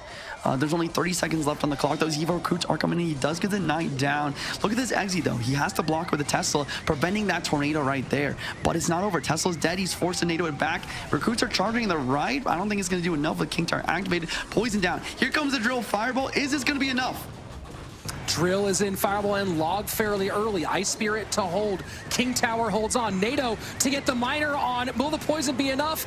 It will. The fireball comes in, and that's going to be Igor just holding on against Arden, who cannot believe it. GG. Well played. 73 HP. Igor going to our final. GG's. Igor showing why he still got it. The veteran making it happen here, even in the Evo meta. I love the gameplay from him there. He was focused on defense, had perfect defense versus the drill, looking like a Molite defending these drills with the logs, the Ice Spirits, getting that early King Tower activation as well, and then just the poison cycle. We talked about it. The poison, just super consistent. You know, you can't defend it, not even with a monk, and it's just always going to make those, always going to get that damage that he needs. And got it indeed. You saw the end of game number 2. The Goblin Giant Sparky deck gets it done. And then minor poison for Igor. The control totally gets it done. This King Tower activation ended up being so impactful as we got later into it. But call out also the log timing from Igor was on point the whole way through. Lots of prevented extra shots, or more importantly, saved extra elixir by getting those logs to get a whole lot of value. And it came down to a final moment. Fireball would not do enough, and Igor by 73 HP takes a very, very nice win to move on to our final. What a fun match that was to watch, Juicy. Yeah, it was so fun. I mean, almost a mirror matchup. The Exi NATO was so interesting to play. Or to watch. I mean, the Exi NATO is always a threat as it walks down the tower, but at the same time, both players had a Tesla as well. And they did a great job of using the Tesla, realizing that building is the only thing that cannot be NATO'd into the lineup for the tower. And both players played well, but, you know, Hazard, aka Igor, able to really cut him out on top. Minor poison just a little bit more consistent than those drill fireballs. Very consistent indeed. And let's look at what that consistency has brought for Igor as he will move on to our grand final. Started things off with a win over Agony King, and then second round, a nice dub over Shadow. Finally lost a game here against Arden Toas, but battled back to find himself in our grand final against Sub, where this will be a compelling matchup between two players who have been fascinating with their deck choices and have gone for some pretty big plays as well. Before that, we will have our third place match between Titan and Arden Toas, but that's going to be in just a little bit, because before that, we are going to take our final break of the day. Don't go anywhere. We'll be back in a few minutes with our third place match and our grand final. The Snapdragon Pro Series powered by Samsung Galaxy is brought to you by Snapdragon Elite Gaming, Samsung Galaxy S23 Ultra, Monster Energy, and DHL.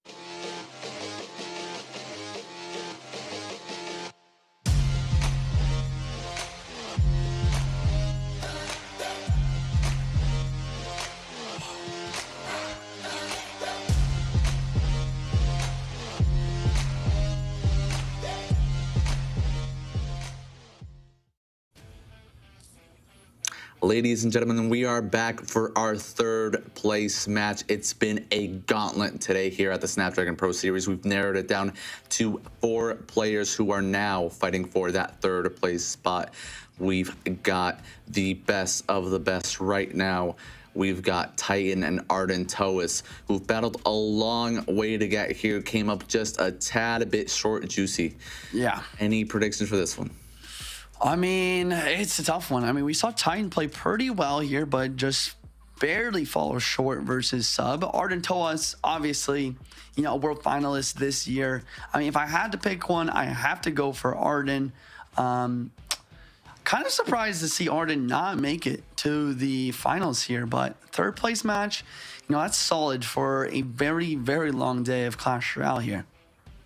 I mean, it's unfortunate that we can't see these players in the finals because there's only room for 2, but both of these players were just outclassed by just a tier that's just really incredible. We saw Sub with just that bizarre Lava Loon gameplay to take it to game 3 and just shutting it down by the narrowest of margins. Then Igor with that perfect Mo-like defense that you said against those drills versus Arden Toa. So these players just playing exceptionally well, but our finalists playing just a tad bit better. That is the difference between the best of the best here at the Snapdragon Pro Series. And as we get into game 1, it's a Barbell from Arden Toas and a Goblin Cage here from Titan, the master deck picker. Knight in the back right away wants to get that Evo Knight in cycle, and Zombies from Titan. So maybe a Pigs deck at the top from Titan with the recruits, the Evo recruits. Arden with the Evo Knight and Ice Spirit, a Tombstone, and a Barbell. Is this, what is this? Is this a Graveyard cycle deck maybe? Yeah, that's interesting. We don't usually, it's not even usually, we rarely see Graveyard with Ice Spirit, but maybe Arden is feeling creative himself. But if he looks like he might be running just Tornado and Graveyard as his last cards, is what I'm thinking. And this is a very smart punish with that Executioner being wasted on the left-hand side. Oh, I love this NATO though. Getting the Executioner in the opposite lane, involved in the defense. Piggies are still pretty healthy though. He does go for the Barbell. I honestly would have played that Barbell a little bit quicker. He had the Elixir for it, but he didn't realize it in time. K dropping down on defense versus the rest of these cards. And overall, you know, Titan, he needed to make this play, right? Because this matchup is not good for him at all. He needed to get that early damage. And you'd almost wonder if he wishes he got more. Because now that Arden is going to be in the Hub Elixir in about 20 seconds, he's going to always have the Exene cycle for the recruits. It's going to make it a lot more difficult for Titan to break through. I mean, it was just great recognition there from Titan. I don't know if he just saw that himself or as somebody there on calls. Just there was nothing else for those Skell Dragons to be picked up there. Obviously, great defense, like we said, from Arden Toas to bring the troops towards the middle and get that Executioner lineup. But just a super great and quick recognition to punish with the Skeleton Dragon, since the Executioner is the only air unit in this one.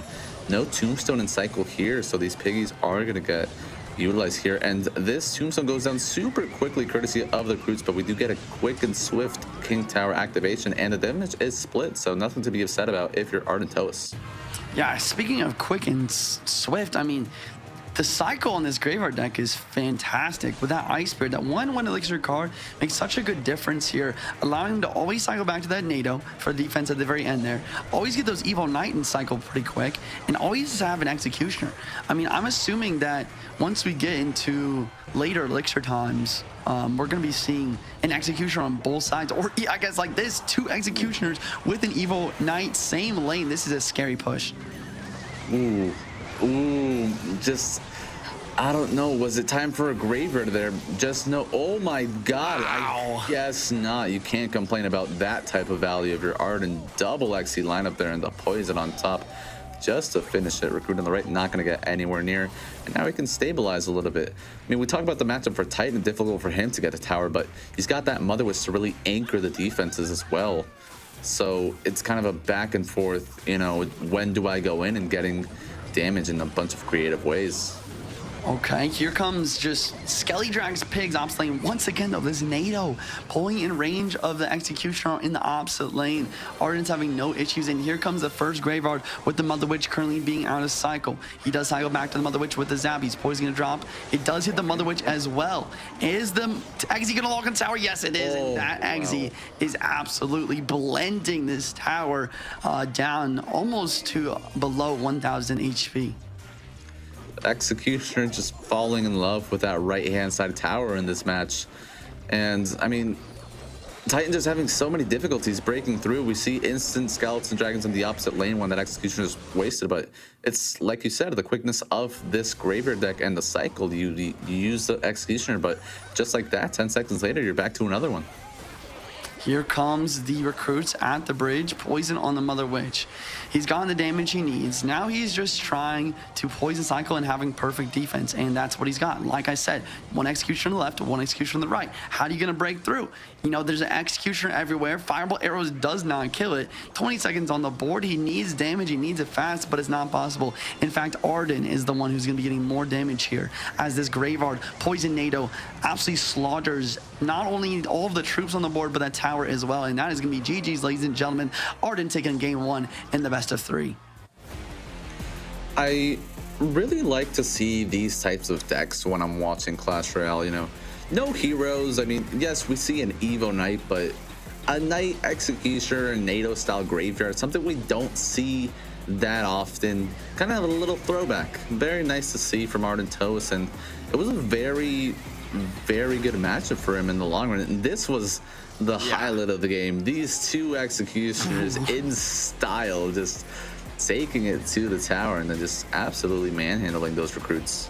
Yeah, and we saw that defensive play at the end there twice in this match. We thought it was scary for Arden when that Executioner wasn't in hand. It wasn't in the right side for the defense. But that Tornado to pull the Skelly drags the Pigs, whatever he needs, to the middle of the map, allowing opposite lanes Executioners to get value even on the left side lane. That's why Tornado is my favorite card. You can be so creative with it on the offense, on the defense. Pull things opposite lane, pull things to the lane that you want. You know, it does a great job. And even the King activation versus those Pigs, with the Tornado allowed for a lot cheaper defenses throughout that match. The only thing it can't do is get these players a stable Wi-Fi connection, but Tornado's utility is definitely the highest in the game. Arden Toast puts himself one up, and both these players avoiding cycle for the most part. I mean, we see an Ice Spear from Arden Toast, but that's really it. There's other spears to play with, and he can still definitely go the cycle route. Both these players playing, like, Arden Toast playing Mega Knight and Titan's playing, okay, Remy. Interesting. Oh my God, the pre-arrows on the Spear Goblins. What a play. That's something that you see players do with a log all the time, but it won't work because the Firecracker will just shoot anyways and activate King. But the arrows, quick enough, wiping those Spear Gobs off the board, preventing the King activation, and getting the Firecracker on the tower. That was a beautiful play. Yeah, I mean, that's just the awareness and the IQ. Knowing that he didn't want to waste the Knight on the Firecracker, opting to go with the Goblins and just had that ready for it. Very heads up play from Arden Toast. That's what makes him such a respected opponent in this game. And Miner here to try to maybe avoid a King Tower activation, but Titan is striving for it. Not going to get it, but does end up getting the clean defense regardless. And this is tricky for both players because there's no way to get rid of that Firecracker behind Arden Toast's tower because that log won't hit. And that Magic Archer, if it gets protected well enough, is always going to be a problem. So both these players definitely have to try to think outside of the box for all of these attacks. Yeah, that's a good call. I mean, I think the glass cannons here are what are the biggest threat in both situations. You know, the Firecracker looking to get as much value as possible, as well as that Magic Archer. Magic Archer getting a nerf pretty recently, and the Bomb Tower getting nerfed recently. So maybe that will allow Arden Toast to make a play to try to break through this really solid Remy Eli deck defense. Yep, Firecracker activates King Tower. No need for a Tornado there. Bats and Wallbreakers here trying to break through. Prince Charge and Bomb Tower not able to break through. Great defense there from Titan. And it's just a back and forth between these two. It's the same solid Clash Royale we've seen from them throughout, trading blows, but just evenly matched here. See a very similar situation here once again. We had Ghost in back, Megan on top of the wall breakers. Evo Knight in cycle for this time though. Here comes the Evo Firecracker as well. NATO pulling this to the king, but the Firecracker will get a shot on the tower. That's gonna be some massive damage. Love the wall breaker kite as well. I mean, both players playing fantastically here, but that Firecracker gonna make a pretty big defense. And look at the wall breakers, but the NATO's in cycle. Great defense once again, but getting the damage lead is Orantotus with that Firecracker. Yep, Arden remaining in the damage lead, but it just seems like it's such a strong attack, such a strong defense, and that's such a smart miner. We saw it before today from Jors against Ardentois. Titan now trying it out against Ardentois. Everybody loves doing this against Arden specifically. And this time around, not getting as much value as he would have. However, did get a decent amount of damage on the right-hand side. And when you use these miners defensively, it's really... Oh, that mislog could be huge. Oh, wow. Wow, I mean, great call on the mislog. And everyone back at home, you might be wondering, wait, he hit the wall breakers. What do you mean mislog? It's the mislog on the miner. If you hit the miner and the wall breakers with that log, the miner dies quick enough for your tower to kill the wall breakers in that situation. But because of the fact that he did not have the miner there, the wall breakers had enough time to make it to the tower there. Very good play, or very actually bad play, I guess, from Titan would be the way to talk about that, I guess. Oh! Excellent breakdown from Juicy there, and that's just more salt on the wound, more wall breakers on the tower, and this just is falling apart from Titan. Ardentois with set point in hand. Just, it's gonna take a minor shot and arrows to finish this one off, and that's gonna do it. Ardentois is gonna be taking the bronze medal in this one, taking Titan out with a clean 2-0. GG's all around. I mean, we gotta look at these replays, man. I mean, these replays are fantastic from Arden. This executioner getting so much value. Tornado activation. Tornado coming up here. Hopefully, yep, there it is. Tornado pulling these Skelly Drags right here. Gonna allow for a double exi shot. Recruits not enough elixir for them. I mean, the plays in this game one from Arden was just fantastic. Talk to me a little bit about this game two. I mean, this game too was just, we saw the Mega Knight anchor just really carry this one through. Titan was under a lot more pressure to execute perfect Clash Royale, whereas Arden really could rely on the tankiness of the Mega Knight and the absolute just strength and damage of the Prince to barrage his way through the tower. And it's one simple mistake like that, a missed log, that slips the game away from Titan, whereas Ardentois can afford to be a lot more imprecise with his defenses because he has other answers for Titan's offenses. Yeah, I mean, that's just a great way to put it. I mean, looking at this matchup, I mean, it's hard to say who has the advantage, but there is one thing that is for certain. It's in Titan's court to make it happen, right? If Titan plays perfect, he's probably going to win because he's got that magic archer. He's got really solid defense. He can get that king tower activation with the tornado. But one mistake versus a Mega Knight Prince push, or maybe a couple wall breakers come down the lane, and that's massive connections for damage that is very difficult to try and come back from.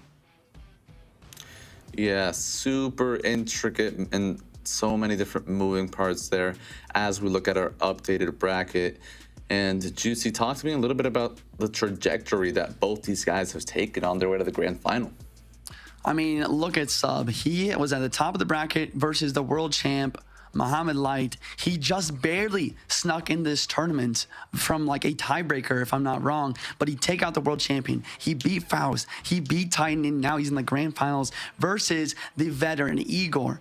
Igor at the bottom side of the bracket, he's proven that he's still got it. He was the, I believe, the 2019 Teams World Champion back with Team Liquid, and now he's back. He's playing the Snapdragon Pro Series dual modes, and he's made it all the way through, beating Shadow, beating Ardentois, even beating Agni King in his first round.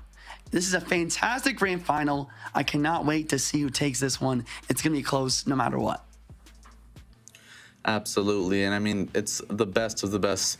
Sub, just an absolutely wonderful story to tell. He, like you said, qualified through a tiebreaker and goes up against the #1 seed, that's Mohamed Light. Takes it in an intense, nail-biting fashion, much like the tiebreaker that he did to get in here. Then he goes up against another world finalist. Then he goes up against Titan, who completely sniped him in game 1. Got an absolutely amazing matchup. Then we get his Lava Hound matchup in the second game, which was by far one of the most intense Lava Hound matchups that I've seen probably the entire year. And just takes the game home in game 3. And I mean, now he's playing against one of the more well-known names in all of Clash Royale history, and Igor, who, like you've said, has kind of made a name for himself. For those of you that don't know, Igor did move locations strictly to be able to compete in CRL, showing just how seriously he is taking Clash here. Yeah, that is dedication at its finest. Speaking of dedication, if there's anyone else out there that is dedicated to Clash Royale that wants to get involved in these tournaments, join the Discord. It's discord.gg/Snapdragon Pro Series. You guys are going to be able to maybe qualify if you guys... You know, it is an open tournament. You can qualify for the next upcoming tournament, the final one of this season, the Mega Draft. There's a Mega Draft tournament coming up. I'm pretty envious. I honestly would like, I'm going to be casting it, but I would like to play in a Mega Draft tournament one day because that is my favorite game mode. So make sure you guys join up, follow ESL Mobile on all platforms, and yeah, make sure you guys are in tuned so yeah, you guys can join these tournaments in the future. Well, we will get to the Mega Draft fun eventually, but right now it's time for our Duels 1v1 final at the Snapdragon Pro Series. Rich, my friend, welcome back. We've got a battle of the Titans. That's right. Here we go. Igor and Sub. And what an interesting opening here to see Igor running Princess, something we have not seen today. I mean, leave it to Igor to just throw out every expected rule to follow. You know, let's open with bait. I'm Igor. I don't care. I remember Igor, one of his famous lines when he was interviewed after winning in CRL was like, "Mortar God." Is like, that's it.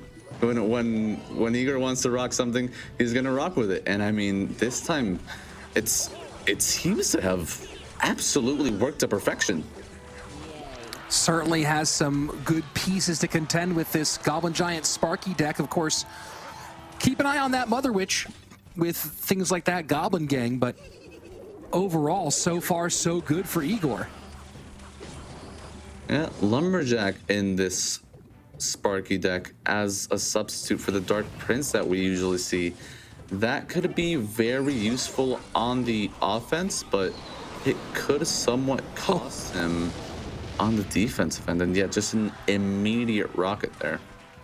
Yeah, a more classic look at log bait here from Igor, and that rocket should be consistently available to shut down these Sparky pushes.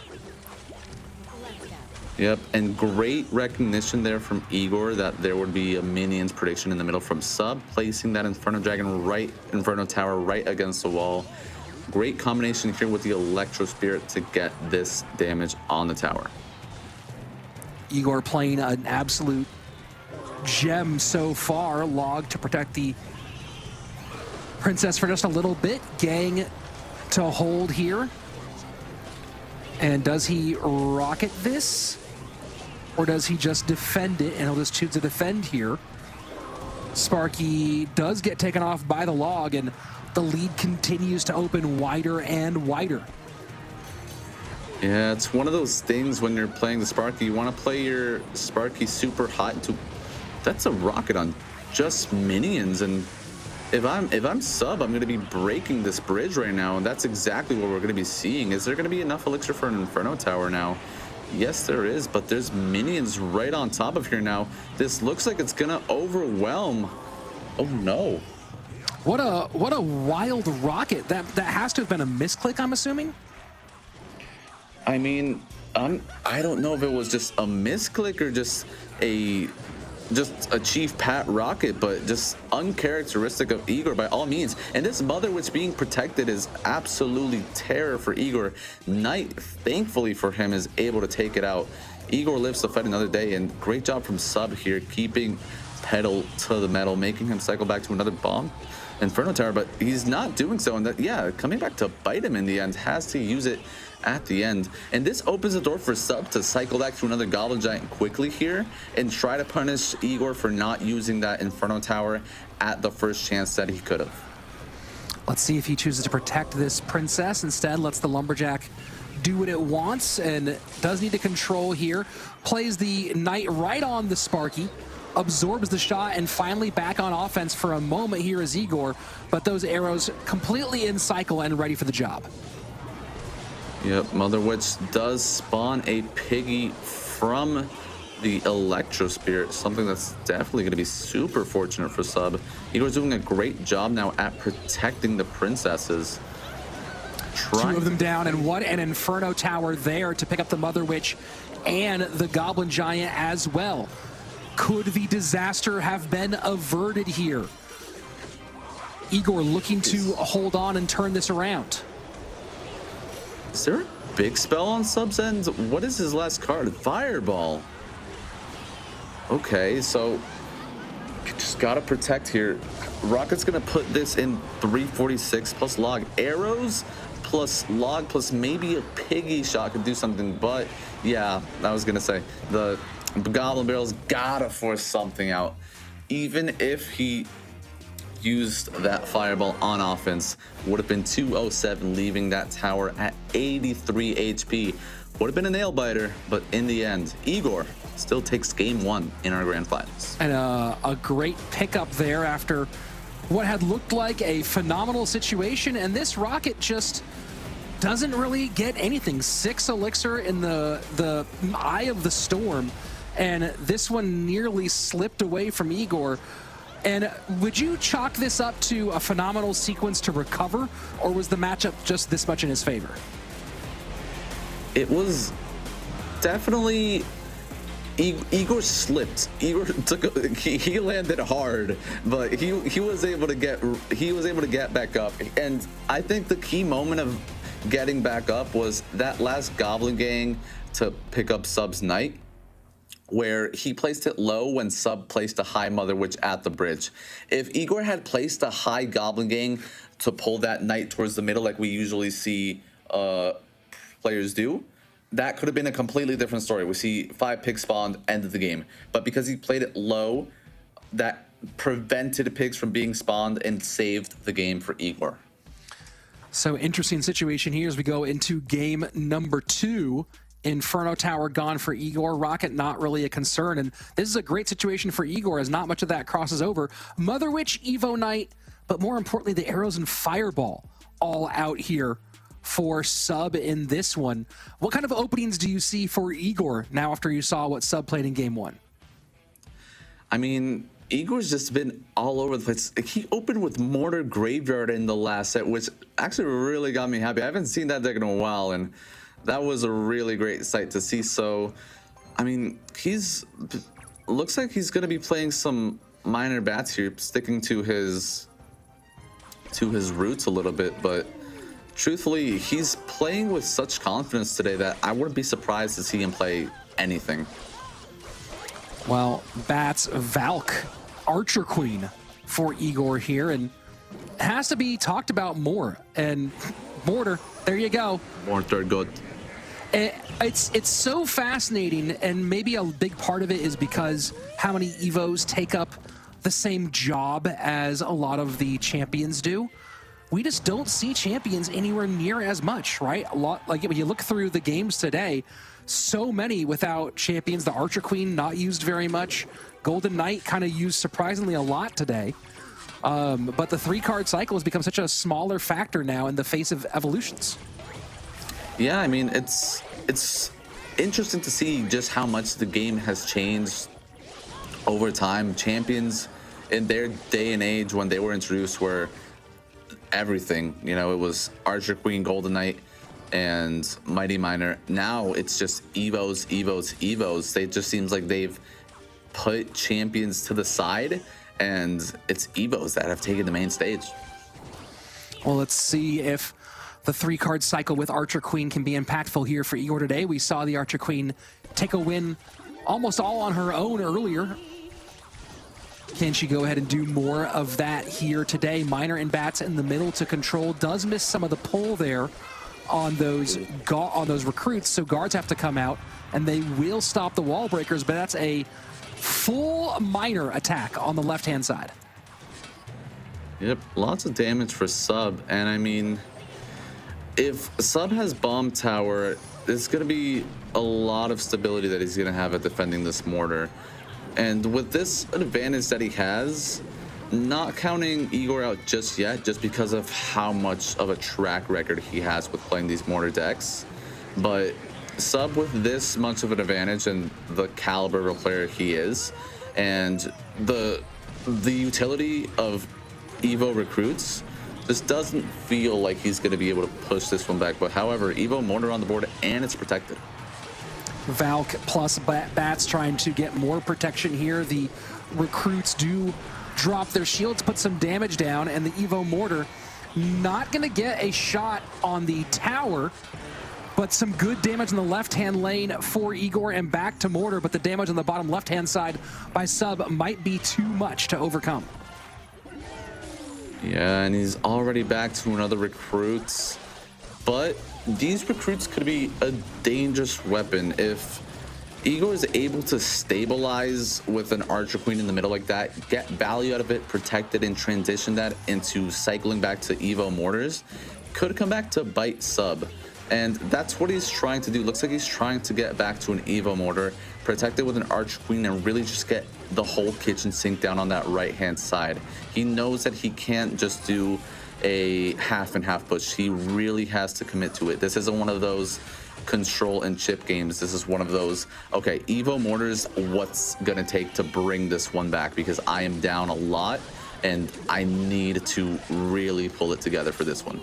Doing a great job right now of spreading Igor thin is Sub with the pressure on the right-hand side, definitely forcing some responses, and suddenly that right-hand tower going to be in a lot of trouble as well. Now Bats down, mortar up on the right-hand side. Igor might just go ahead and guards on here. He does not take the second shot. Can Igor find a way to break through here? 45 seconds left as Sub is just putting pressure upon pressure upon pressure on this board. I mean, he just did everything in his power to try to keep that alive, but the Evo mortar just goes down with the Miner in the back and Miner in the front here to try to even things up. This Miner is not going to get picked up. All the ground troops have been expended here. Poison is going to open up the lane for the Bats to go down. Mortar in a last-ditch effort to get down, but like we mentioned, with the Miner, the ground troops have been expended. There's nothing to protect this mortar. All in on the left-hand side here, Rich. Oh, and tried to predict the spears, and prediction right, timing wrong. That's going to be game number 2 for Sub. And what more do you want than going down to a third and final in our championship game? We're all even, best of 1 for the title. Yes, exactly that. And I mean, after the trajectory that these two have had, I can't ask for anything else. This is exactly what we want. And I mean, let's talk a little bit about the decks that both of these guys have used. They both use Miner Poison. Sub has used Recruits. However, Sub still has Log open. Igor's uses Snowball as well. And the decks in game 1 also leave some room for some beatdown, but something tells me that, yeah, Igor using that bait in deck 1, not sure what cycle deck he can pull off in game 3. I think he's got to go a little bit on the heavier side. Arrows, Fireball, and Poison all out for Sub. What about Lava here for Igor?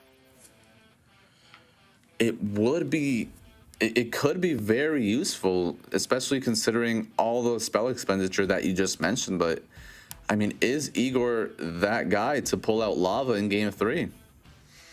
I mean, that's one of the interesting questions, right? You look at the cycle that he tends to favor, and most of that cycle not available now with Log out, with Snowball out. you know, Elixir you're gonna run Barb Barrel as opposed to Log, or put a Zap in there for some crazy reason. There are some options there for him. Miner out as well though, so I don't think Hog is coming from Igor here. And then you go to the things that are open. It feels like Lava might be the play, Mini. As you pointed out though, I have no idea what Igor's Lava skill is like.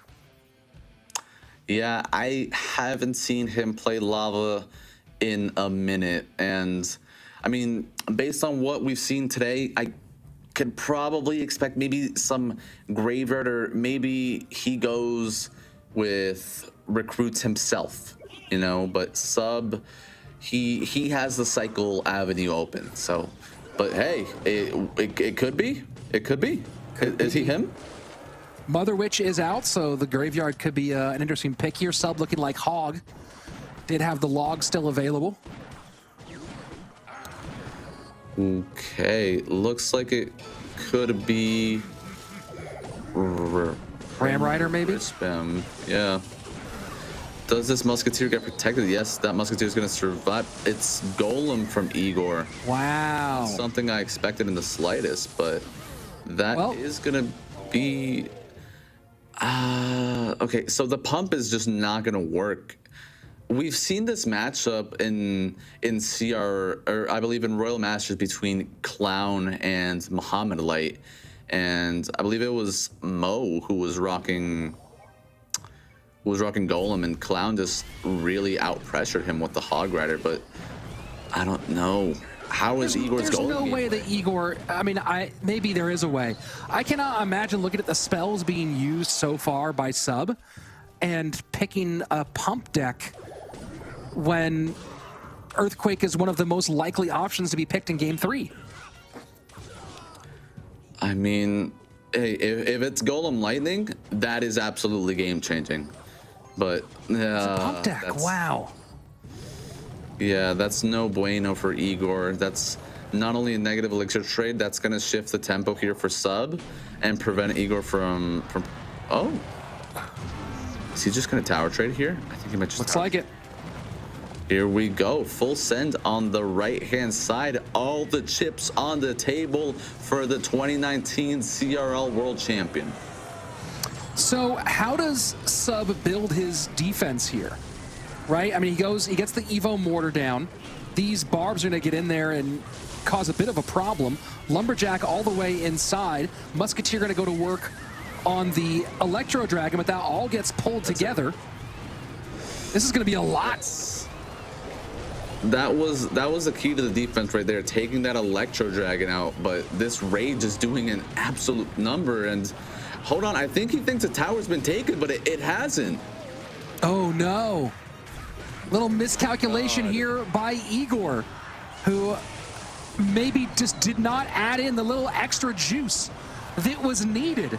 And the good game from Sub and an almost inexplicable Game 3 here, as Sub will be our champion. You picked him in our very first game, Mini, and he went all the way. He did it for the entire nation. And I mean, I love it, but Igor just taking his foot off the gas like that. Man, it's bittersweet. It's bittersweet. It's bittersweet, but Sub just, he deserves it. He deserves it. And we're being joined here by Juicy J. Juicy, thoughts on what we saw here in this Game 3? I'm personally a little flabbergasted. Yeah, I mean, that final Golem push, I thought for sure was going to take that tower for the tower trade, but it was just so close. I mean, if there's one thing that I've learned from playing that Golem deck and watching Bana, like the best Golem player, play that deck, is you never stop placing stuff at the bridge until you see that tower gone. Because Tornado being your only spell means that it's just, especially against the best players in the world, it's just a situation where that tower's at 92 HP, your Tornado only does 58, and the game's over. And just like that, I mean, it just wasn't enough for Hazard to break through. And taking a look at some of the big moments, and here it was, the big tower trade. Pump, a really interesting call with Earthquake still being open. Not a big fan of it. And you see here, Igor going just loading things up. And this looked like it almost had it. Plenty of elixir here. Tons of elixir for Igor. And instead of putting the pedal to the metal, he just undercooks the food a little bit. And you're left, instead of a nice medium rare steak, you are eating a chewy piece of meat. And an unfortunate situation there for Igor, as Sub went through an absolute tear today to become our Snapdragon Pro Series presented by the Samsung Galaxy Dual Mode 1v1 Open Final Champion. Let's take a look at the bracket to take a look one more time at the journey Sub went through to get here. And Mini, it all started with the biggest, maybe most shocking for some people, win of the day. A big and bold statement to start it off from Sub, and it didn't end there. It was just big win after big win. It did not stop. It was a huge day for him, and I mean, this entire day was just full of talent. I mean, Titan, Vitor, Igor, just all in all, a wonderful day. And I mean, I'm just gonna say it one more time. I picked Sub to beat Mohamed Light. I picked him. Okay. Everybody else doubted, and Mini is king. And Sub did put on a tremendous performance from top to bottom today, beating Mohamed Light, beating Faust, the big win over Titan, and then here going up against the former world champion in Igor. Juicy, this was kind of a wild run all the way through the day. This feels like maybe a bit of a Sub coming out party here in this 1v1 Open? Yeah, I mean, he's been working all year, but this is the first tournament where he really proved I have that winning gene. I have Lady Luck on my side. Like, every single moment of this tournament, you know, with literally Faust lagging out, you know, beating Mohamed Light, and finishing it off with the golem push, the perfect defense versus that golem push, surviving 92 HP. It was fantastic all around. I can't wait to see Sub continue to succeed in the rest of this year and also in next year. Well, this has been a whole lot of fun today. Let's go ahead and take a look at what we went through today on this phenomenal Snapdragon Pro Series. That's Juicy J. Oh, that's Juicy J. That's Mini. I'm Rich Slayton. Hope you enjoyed being here with us. We'll see you back here on November 3rd for the Mega Draft Edition. Don't forget to go to discord.gg/Snapdragon Pro Series to try to sign up yourself, see if you can get in the mix, and let's go out and join the fruits of the phenomenal labor of Sub and everyone else today. See you next time.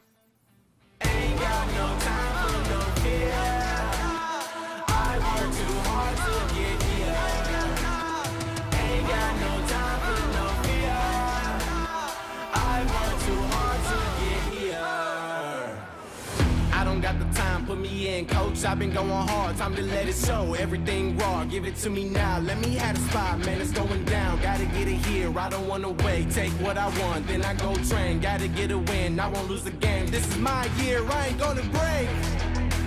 Strap in, cause it's gonna be a long ride. Working on me every single day and night. There comes a time when your worlds will collide. If it's holding you back, push it right to the side. On another level, I will never settle. Mind over matter, get the gold medal. On another level, I will never settle. Mind over matter, get the gold medal. Ain't got no time for no fear. I work too hard to get here. Ain't got no time for no fear. I work too hard to get here.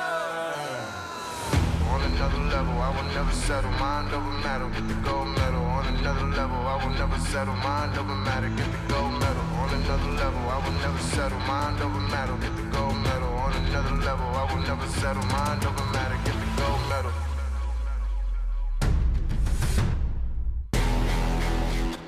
Ain't got no time for no fear. I work too hard to get here. Ain't got no time for no fear. I work too hard to get here. The Snapdragon Pro Series powered by Samsung Galaxy is brought to you by Snapdragon Elite Gaming. Samsung Galaxy S23 Ultra. Monster Energy, and DHL.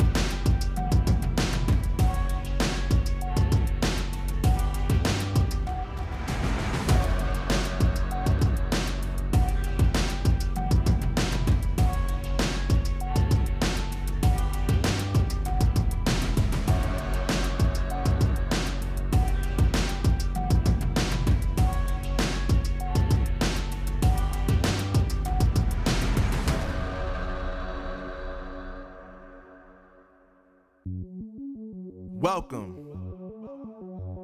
to the place where dreams come true, where everything you want can be yours, if and only if you're willing to work for them, you're willing to hurt for them, but most of all, you're willing to be first for them.